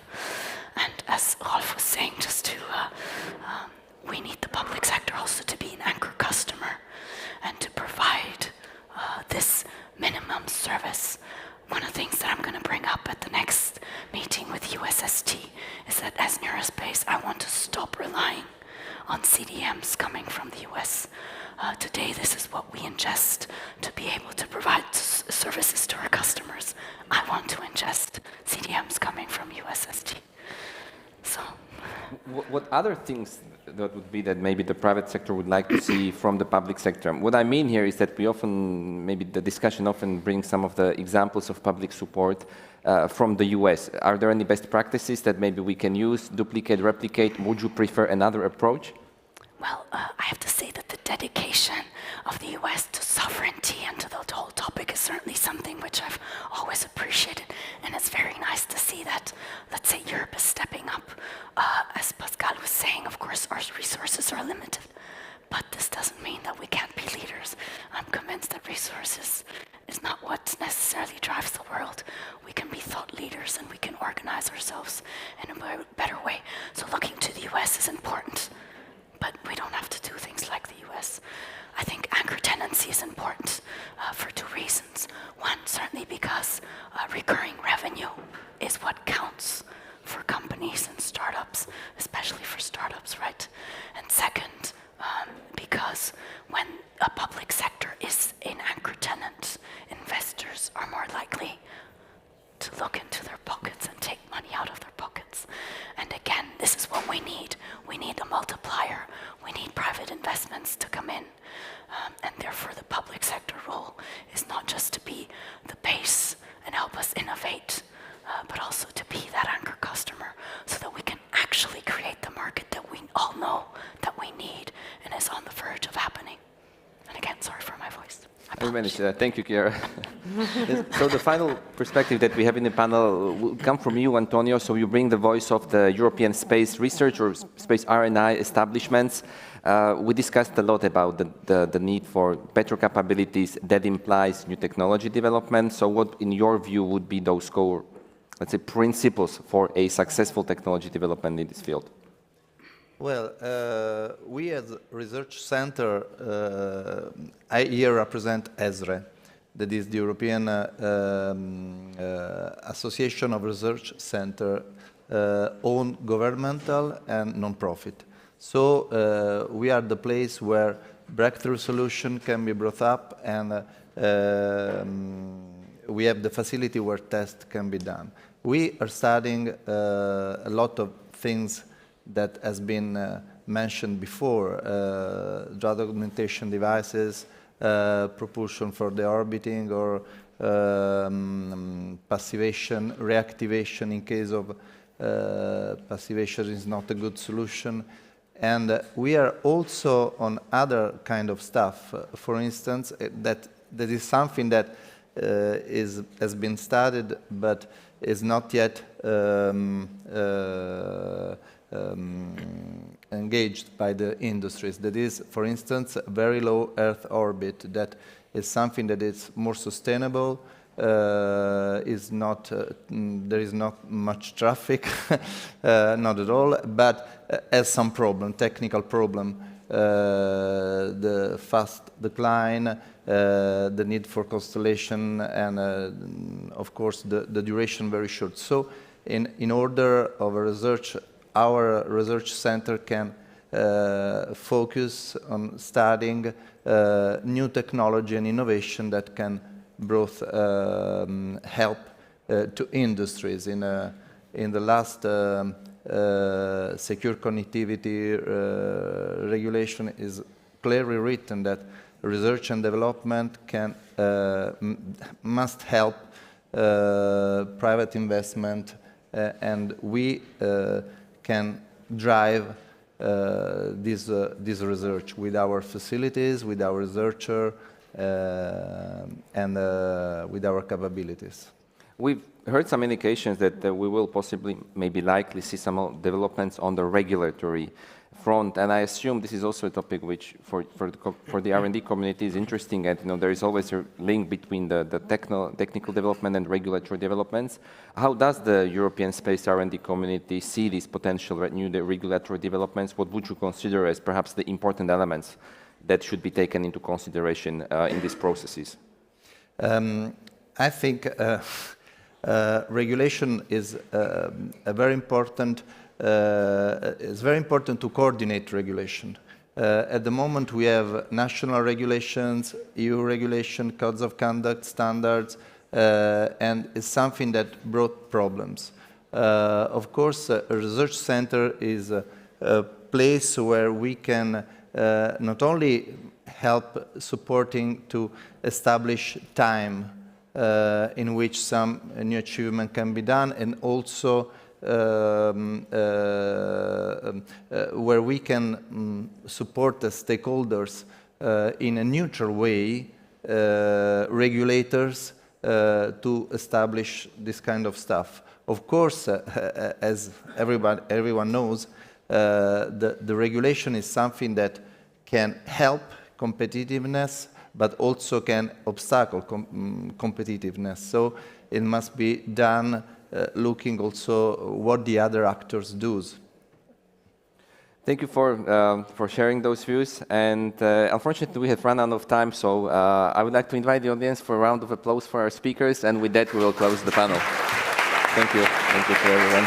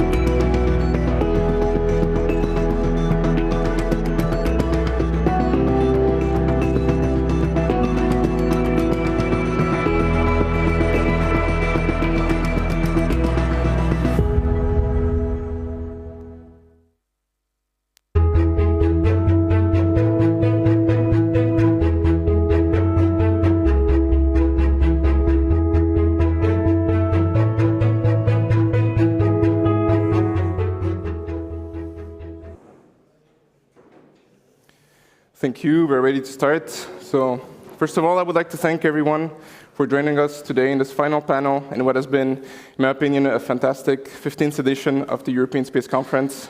My name is Rodolfo Zontini. I am extremely happy to be moderating this panel today, which, as we know, will be discussing one of the increasingly most important topics in the space domain today, securing space assets, space services, and the value chain from a cyberspace point of view. In this task, I am honored to welcome a brilliant panel of specialists working on the topic today, Mr. Nicolas Tassin, who is Head of Sector of Galileo Threat Response Architecture and the European External Action Service, Mr. Philippe Rosus, Head of the Galileo Security Monitoring Center at EUSPA, Mr. Massimo Mercati, Head of ESA Security Office at ESA, Mr. Giacomo Speretta, SVP Marketing and International Business, Cybersecurity Solutions Divisions of Leonardo, and of course, Mr. Pascal Roger, who is Chief Strategy Officer, VP Belux of REA. So, as we know, the global economy today is more and more dependent on space data services. This is something that has been highlighted many times in the conference, and so the need to proactively address and the exposure to new cyber threats increases every day. So on the topic of securing space assets, I will start with you, Mr. Tassin. Considering the EAS overall mission, could you tell us a bit more about the role of the EAS, specifically in the domain of space security? Yes, thank you, and thank you for the invitation.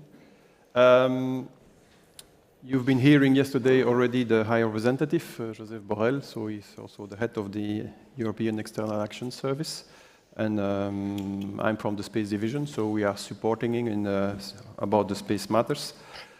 EAS is first activity is a diplomatic service, and one of the first action you may also guess it's in the diplomatic field, and we are engaged into space diplomacy. At the multilateral level, mainly the UN, where we put forward the EU vision, mainly resting on the preservation of a safe and secure environment, but as well to prevent arms races in space. And in this context, you may maybe know that next week there will be the open-ended working group working on reducing space threats that will take place, and of course, EAS will be present to deliver a statement. Also in this context, we foster, of course, the UN positioning by delivering statements, like we did as well during at the occasion of the last Russian anti-satellite test. The EU was quite fast to react and to deliver a unanimous position. We are also engaged in the diplomatic field at the bilateral level. We have several dialogues with some member states together with the Commission, and also space security dialogues. One of the most important, of course, is with the US, one of the key partners. And for instance, in cyber, we are also working with them to discuss about having, I would say, a more holistic approach of the cyber issues in space, because it is clear that dealing with the ground infrastructure, we have quite some regulation and some tools, but when it comes to space assets, we need to work more on that. Okay. On the bilateral side as well, may I recall also the EU-NATO joint declaration, where space is also addressed. The second, and is more in the policy field, I will not extend too much, but we have been talking also a lot yesterday, is the upcoming strategy for security and defense that will be approved in March. Of course, we work on that. It's flowing out of the strategic compass that was approved, like also mentioned yesterday, just after the Russian invasion in Ukraine. And stemming out of this strategic compass, it was clear that space is a global common to be preserved. It's a strategic area, and we need to secure the activities, but also secure the access. And that's why the strategy is in development, but I will not go too much on that. The third pillar is more related with the security governance of the EU space program. So the role of the ES is explicitly mentioned in there. It's basically twofold. On the one hand, is an assistant to the Commission in the field of external relations when security governance is addressed, so the NDS is fully within its role. But as well, we are also contributing, I would say, to the threat mitigation. So we are really a part of the threat mitigation should the EU interest or the interest of a member state being affected. These are more or less, I would say, the role where the EAS has a specificity in the domain of space security. Perfect. Thank you very much. I mean, in this regard, you mentioned a few. I mean, the role of the EAS, but also in line, as you mentioned, with the question that was raised by the High Representative in his keynote address yesterday. Can you tell us a bit more also about what the EU response is in case of threat on a European space asset? Yeah, on that, you may find on the internet, there's a Council decision, the Council decision of 2021, the 698, that was adopted in parallel with the EU space regulation. And so we operate into the strict framework of this Council decision. As I've just said, it is in case of a threat or even to prevent the threat against EU space components where the EU interests are affected or the member states, then the decision to mitigate the threat, to issue an instruction, will rest on the Council. Technically, it relies, I would say, on two elements. Well, first of all, you need to know that in the EU space regulation, it is foreseen to conduct for every EU space component a threat and risk analysis to determine if this space component is security sensitive or not. For the moment, only Galileo has been fully declared security sensitive, but Copernicus, GovSatcom, IRIS2, IRIS2 as well, there will be a modification of the Council decision when the regulation will be approved. All these components will undergo this threat and risk analysis and see whether we will need to come into play should there be a threat along this system. Technically, it relies on two elements. The first one is a security monitoring entity, in this case the GSMC, under the direction of Philippe Rosius, and a very short chain of command up to the High Representative. The role of the High Representative is quite pivotal into that, and we as Space Division, we are facilitating all this process within a structure that we call the Space Threat Response Architecture, which is embedded into the Space Division. And you may wonder, the Council normally will take the final say, but you may easily understand that in case of a cyber threat, if you have a propagation to the system when you need a rapid reaction, and it is quite unique for the EU, the High Representative is empowered to take provisional instructions. So we may react quite fast.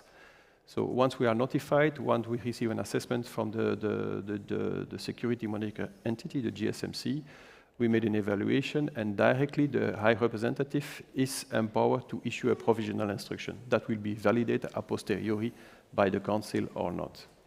And it works. We trained for that. So every year we conduct an annual exercise. The next one will be early March, just to test that we have really an end-to-end response, I would say, to a threat to EU space components. Perfect. Thank you very much. And of course, the speed of response is crucial, especially in this field. This, I think, is a perfect leeway, Mr. Rosius. Can you tell us a bit more from an operational side about the main initiatives taken at EUSPA level to ensure the security of the European space assets? Yeah, thank you very much for this question. Good morning, it's still before lunch to everyone. I'll try not to be too long. As you know, and it's been already said by Rodrigo da Costa, our executive director, several times, the European Union Agency for the Space Programme, EUSPA, has three main missions. The first one is the exploitation of the space program with management, maintenance, continuous provision of Galileo and EGNOS 24/7 with redundant control centers. Next, 1st of July, we'll have as well the operation of the front desk of the EU-SST partnership. And we are developing the GovSatcom hubs as well. The second mission is in the market development, communication, user uptake, application, and innovation. And the third one is to be the gatekeeper of security of the EU space program, and specifically today, Galileo and in the future, EGNOS. This includes the security accreditation of all the program components. This includes the operational security for Galileo and EGNOS, and this includes as well the operations of the Galileo Security Monitoring Center. So I will now focus just on the last part. When we address space, we need to address the full spectrum of all the segments. The space segment, made of spacecraft, the communication links, the ground mission, the ground control segments, the user segments, the launch segments as well, that gives us the freedom and autonomy of access to space, and industry, without which we cannot develop anything. All these segments need to be protected at the same level, and their use need to be equally safeguarded. This advocates, of course, for the need of a better resilience, protection, robustness of the critical infrastructure. It is a critical infrastructure, and of course, cyber security, both in space and on ground towards space. In the agency, our role in security and cyber security, in fact, I would say security instead of cyber security, or cyber security instead of security, it's the same. 95% of security is linked to cyber. So we have three components of that: the Security Accreditation Board, our general organization on operational security, and the GSMC. The Security Accreditation Board is one of the key elements. It's the security authority for all the space program components. It approves the system and subsystems to be operated based on an independent assessment of the security risk. And it ensures the compliance as well with the EC cyber requirements of the program. With the space regulation, the agency has received, the one signed in 21, the agency has received a specific task on operational security. It means, in a nutshell, that EUSPA provides support to the EU for the security of the space systems in operation. So we are talking about the operational security, so the risk assessment of Galileo and EGNOS, the implementation of the cybersecurity governance, the GovSatcom hubs as well, and the support to the Commission when it comes to SSA and space surveillance and tracking. As gatekeeper of security, the agency ensures the implementation of security governance and policies, requirements and standards, cryptography and cybersecurity, and it operates the GSMC. At GSMC, just to be short, it's an integral part of the Galileo infrastructure, and it's an operational EUSPA center whose role is to ensure the safety and security of Galileo. It's an operational center, operationally independent from all the other operations of Galileo. It has direct connection with the Galileo control centers, of course, to ensure the proper handling of the security business on the whole system, and to ensure that the operations conducted at the control centers are securely performed.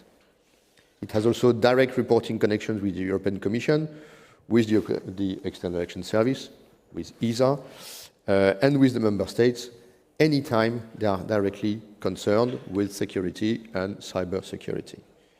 So we monitor the security of Galileo, and we need to be sure that we are protected against physical, but as well cyber intrusions, and we can mitigate the risks or the situations. Perfect. Thank you very much, Mr. Rosus. And so, I mean, we've seen some of the political, more policy, diplomatical level, the operational level as well with EUSPA, and we'll continue in this line with Mr. McCarthy.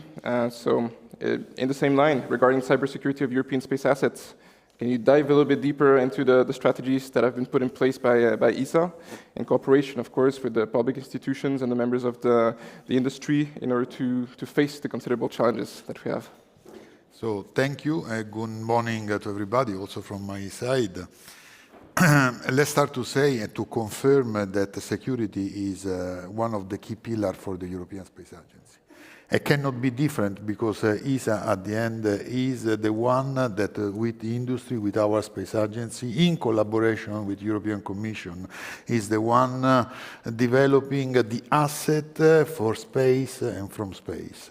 Yesterday, we hear many times the word protection, identification of critical asset, protection of critical asset. Security in this aspect is start always with the security framework. And since 2020, we have a security framework update to face the new evolution of the threat landscape. Is embedded in our security framework the capability to protect the asset in synergy, in coherence with the EU objective of the space regulation or the EU space of the EU security strategy. For cybersecurity is an important sub-pillar of our security framework and address three main streams. The security framework itself that oblige all the space program in ESA to take into account the principle, the standard, and the requirement to protect asset on ground and on space to face the threat applied for the specific mission through a specific risk analysis. The second stream is the cyber technology, and the third one is the cyber resilience that has been coordinated transversally through each directorate in ESA.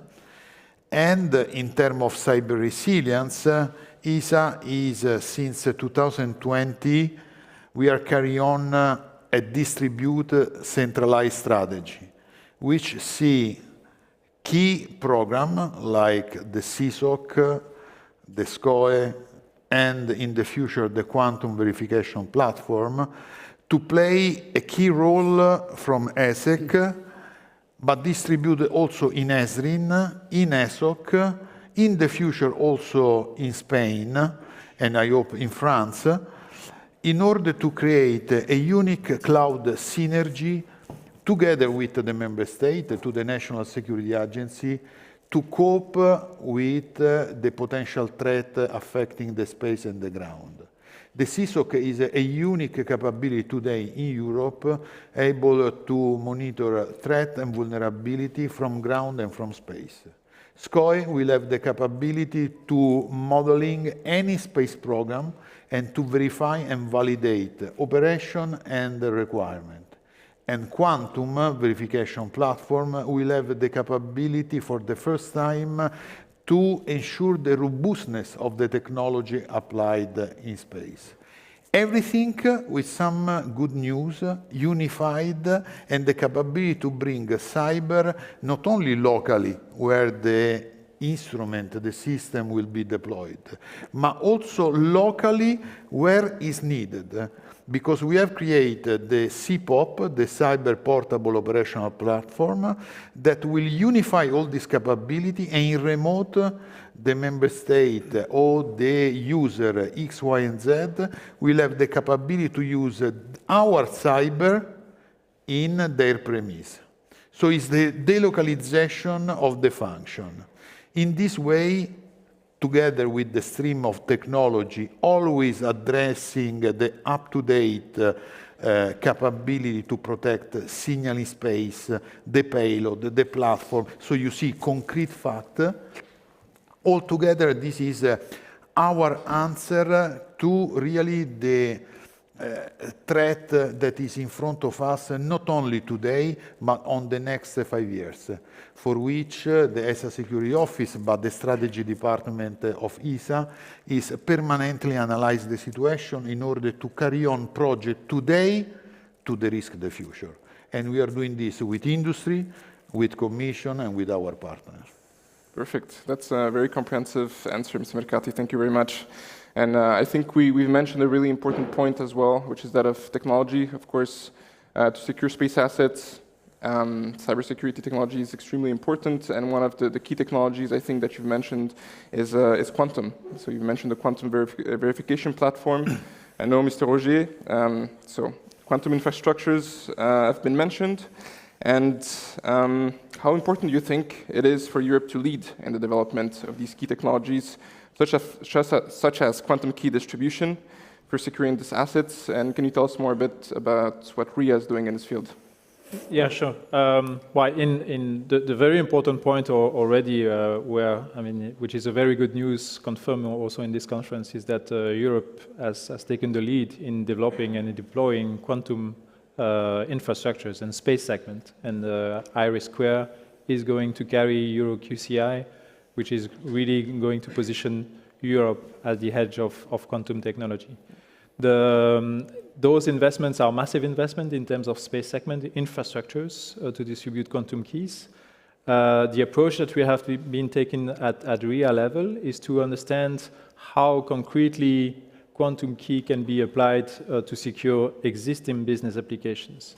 If I can take an example of a bank, for example, a bank is now becoming a critical infrastructure as per the new directive, European directive NIS2. They are very interested in being secured for the long term and anticipating the potential threats of quantum computers, but they have a business to run. They have many constraints. They have thousands of clients. They cannot interrupt their operations. They are heavily regulated. So they have a key question to be answered to say, okay, very good, I receive quantum keys, but in practice, what do I do with them? What do I do with those quantum keys to secure my operations? And this is the point that we have been taking at RIA to go deep into how the use case can be applied in practice. And as was already mentioned by my colleagues, the system is an end-to-end approach. It's not something that you secure on one piece or the other. You have to have an end-to-end system approach in order to make sure that from the infrastructure, from the backend infrastructure up to the end user and the interface of the end user, everything is quantum safe. And this is the approach that we are taking in a partnership with ESA, in a partnership program with ESA and other industries, because you need to combine both assets. You need to combine the skills of ESA and EU in quantum, but also you need to take into account the angle of those guys who run their business and who have to put that in practice. Perfect. That's extremely important, as you said, to always apply things to the business cases and to tailor things to the actual use cases and the users. So we've mentioned capabilities now in key technologies, but now moving to Mr. Speretta. So can you tell us more about these capabilities from an industry point of view in order to, I guess, prevent cyber attacks, but also ensure the safety of the assets and to monitor the attacks a bit better? Yeah. So I think, thank you very much, and very, very pleased, let's say, to meet you all and all the colleagues, let's say, sitting around this interesting panel. I was really emotional, let's say, yesterday when I've seen the conference opening, and the first word was security. Of course, securing is the key topic, let's say, for this, but is a key element, let's say, for this dialogue and discussion. What we are observing a dynamic business growth, let's say, in space economy that is incredible. So we are not any longer, let's say, considering this a commercial or a military, let's say, environment. There is a clear, let's say, convergence, and this is bringing new challenges because, of course, cost, let's say, to assess space is lower and lower. So there is much more, let's say, possibility. There are much more possibility, let's say, to generate situations in which risks are increasing, but there are military interests. Let's say yesterday was mentioned that for sure, let's say, the space assets are something that can guarantee, let's say, information and intelligence that are crucial. So to have conscious this, how can, let's say, how can the industry support what I think at the end is the ultimate goal, that Europe is reaching some kind of level of technological sovereignty. So are we already there? I can see and observe that from the industry viewpoint, there is a good quality of capabilities and competencies, a good speed, still probably not enough. So let's say the cooperation in between the industry and let's say the organization is fundamental. I would say that the key point where also we do contribute as Leonardo is policy definition. Some of those were mentioned. It was NIS2 also mentioned for let's say, civil application, not only space, but the domains that are affecting everyday life, as well as the Cyber Resilience Act. So the resilience is a key point for the development of new assets, new infrastructure. But as a matter of fact, there is something that is all the legacy that is already, let's say, in orbit and in operation that need to be, let's say, protected. So I would say contribution to policies is one of the key area and activity that we work on. Technology, you mentioned, this is certainly a key point. Technology is supporting the possibility to protect, let's say, all those assets. How technology, I mean, as Cyber and Security Division, we are operating in digital transformation, cloud security, mission critical communication, cyber security, intelligence and resilience. So physical, let's say, and cyber convergent security. And we provide, let's say, our capabilities supporting, let's say, organization in design, building, operating, security operating centers. We have been, let's say, designing and now is in full operation the infrastructure for NATO. We are now in the, let's say, development phase of the infrastructure for ESA with partners that are also sitting at this table and present in the room. So security operating center to detect, monitor, and let's say prevent and collect information.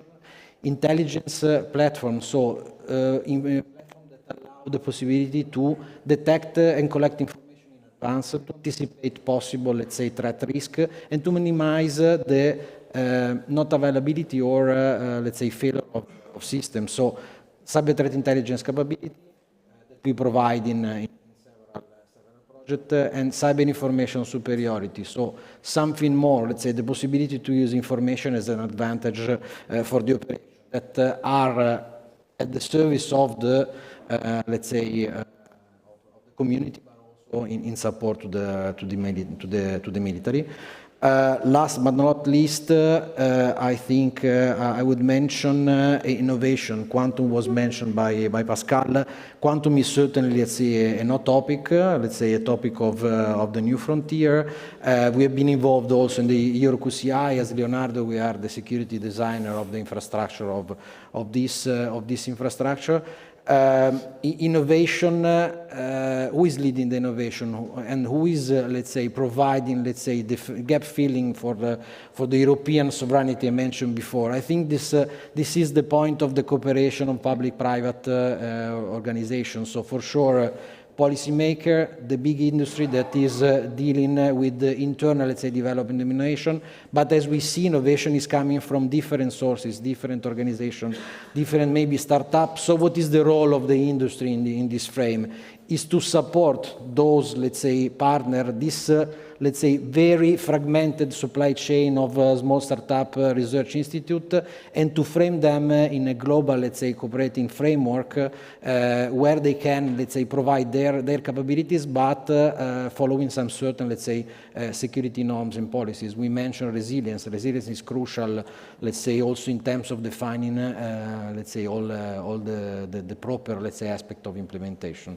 So I think this should give, let's say, a picture. Thank you so much. So now I would like to move into, let's say, a second part. We've talked about securing space assets and services, so the infrastructure. But as we know, the panel is also about talking about securing the space value chain. So Mr. Mercati, coming back to you, we know that today the efforts to secure the space assets don't only happen in orbit. And that's something that has been mentioned before as well, with the convergence between physical realities. And so in this sense, would you be able to tell us a bit more about what ESA is doing and ESA's approach to fostering this comprehensive space and security framework that you also mentioned earlier? So thank you. Again, yesterday has been said something fundamental that we have been able to apply now since a lot of time. And was said that security is important to start from the beginning, because security, if arrive to the end, is a no-go, is only a waste of money. We are approaching security since the beginning, trying to analyze the mission of the space program and the related system which kind of risk, which kind of threat can affect the system. From this moment on, we, through the Security Regulation Directive of ESA, we are able to monitor and to develop security in accordance to the mission, in accordance to the system. We certify that the system is compliant in each milestone with the requirement and the rules that we have set up in our framework. And we accredit any system in space in order to ensure and to assure our member state that what we deliver to them is with a risk acceptable in accordance to the mission of the system. Let me point out that security starts with the protection of the asset, but also with the identification of those assets that are sensitive critical. And for those assets that are sensitive critical, ESA is keen also to support EU in order to increase the autonomy of EU for these assets that are critical for EU. This is why I'm keen always for a technology that are European technology. And we have a lot of excellence. We have seen today a lot of industry promoting their technology. And I think this is one of the key factors. And then there is the technology to protect. There are technology to monitor, technology to protect. This is the life cycle of the system that we apply regularly in each program in ESA. And this is what we have also applied for Galileo and for Copernicus, because security is not only the protection of the confidentiality, it's the protection of the availability of the system and the integrity of the system. And this is why today the security in ESA is a 360-degree. I use always to say, secure environment in which to protect secure system, since the beginning with the closure of certification and accreditation process. Perfect, thank you. And I mean, continuing in this line, we've seen that there's really a convergence between the cyber and physical requirements. This has been mentioned also earlier. So, Mr. Roger, can you tell us a bit more about what can be done from an industry point of view to enable, I guess, this adoption of a security by design approach? Well, I think regarding the security by design, Massimo has said it all in terms of the crucial aspect of it. What we could add on this is that the training on cybersecurity is very important, but most of that, more of that, from an operational standpoint, still the information sharing about security threats that we are all facing is very important. Cybersecurity is not the piece of one industry or two or the other or one institutions. It's a community challenge. And there is this very simple thing that we could all do for preventing cybersecurity threats or diminishing them, is to share information or to find a way from a space asset perspective and also from a value chain perspective to share information in a rapid manner so that when there is an attack somewhere, others in the community can react properly. But this is part also of the security by design concepts that Massimo was describing, because systems have to be prepared for such sharing. Of course, thank you. And I think this is a perfect way to transition to the end of our panel. So you've mentioned the importance of training. As we know, the European Commission adopted an initiative to make 2023 the year of skills. And I think skills are particularly important in this field. Can you tell us a bit more, Mr. Speretta, about how important it is today to push forward with making sure that our workforce is properly trained and ready to face the operational challenges in cybersecurity? So I think that the challenge is a skill shortage. So let's say if we see at the numbers, I mean the number of cybersecurity professionals that should are required, let's say, globally is lacking of 3 million people, let's say, currently. In Italy, we have monitoring with the National Cyber Agency that we have a lack of 100,000 for the current year, meaning that, let's say, the effort to create this new workforce, this new knowledge is very important.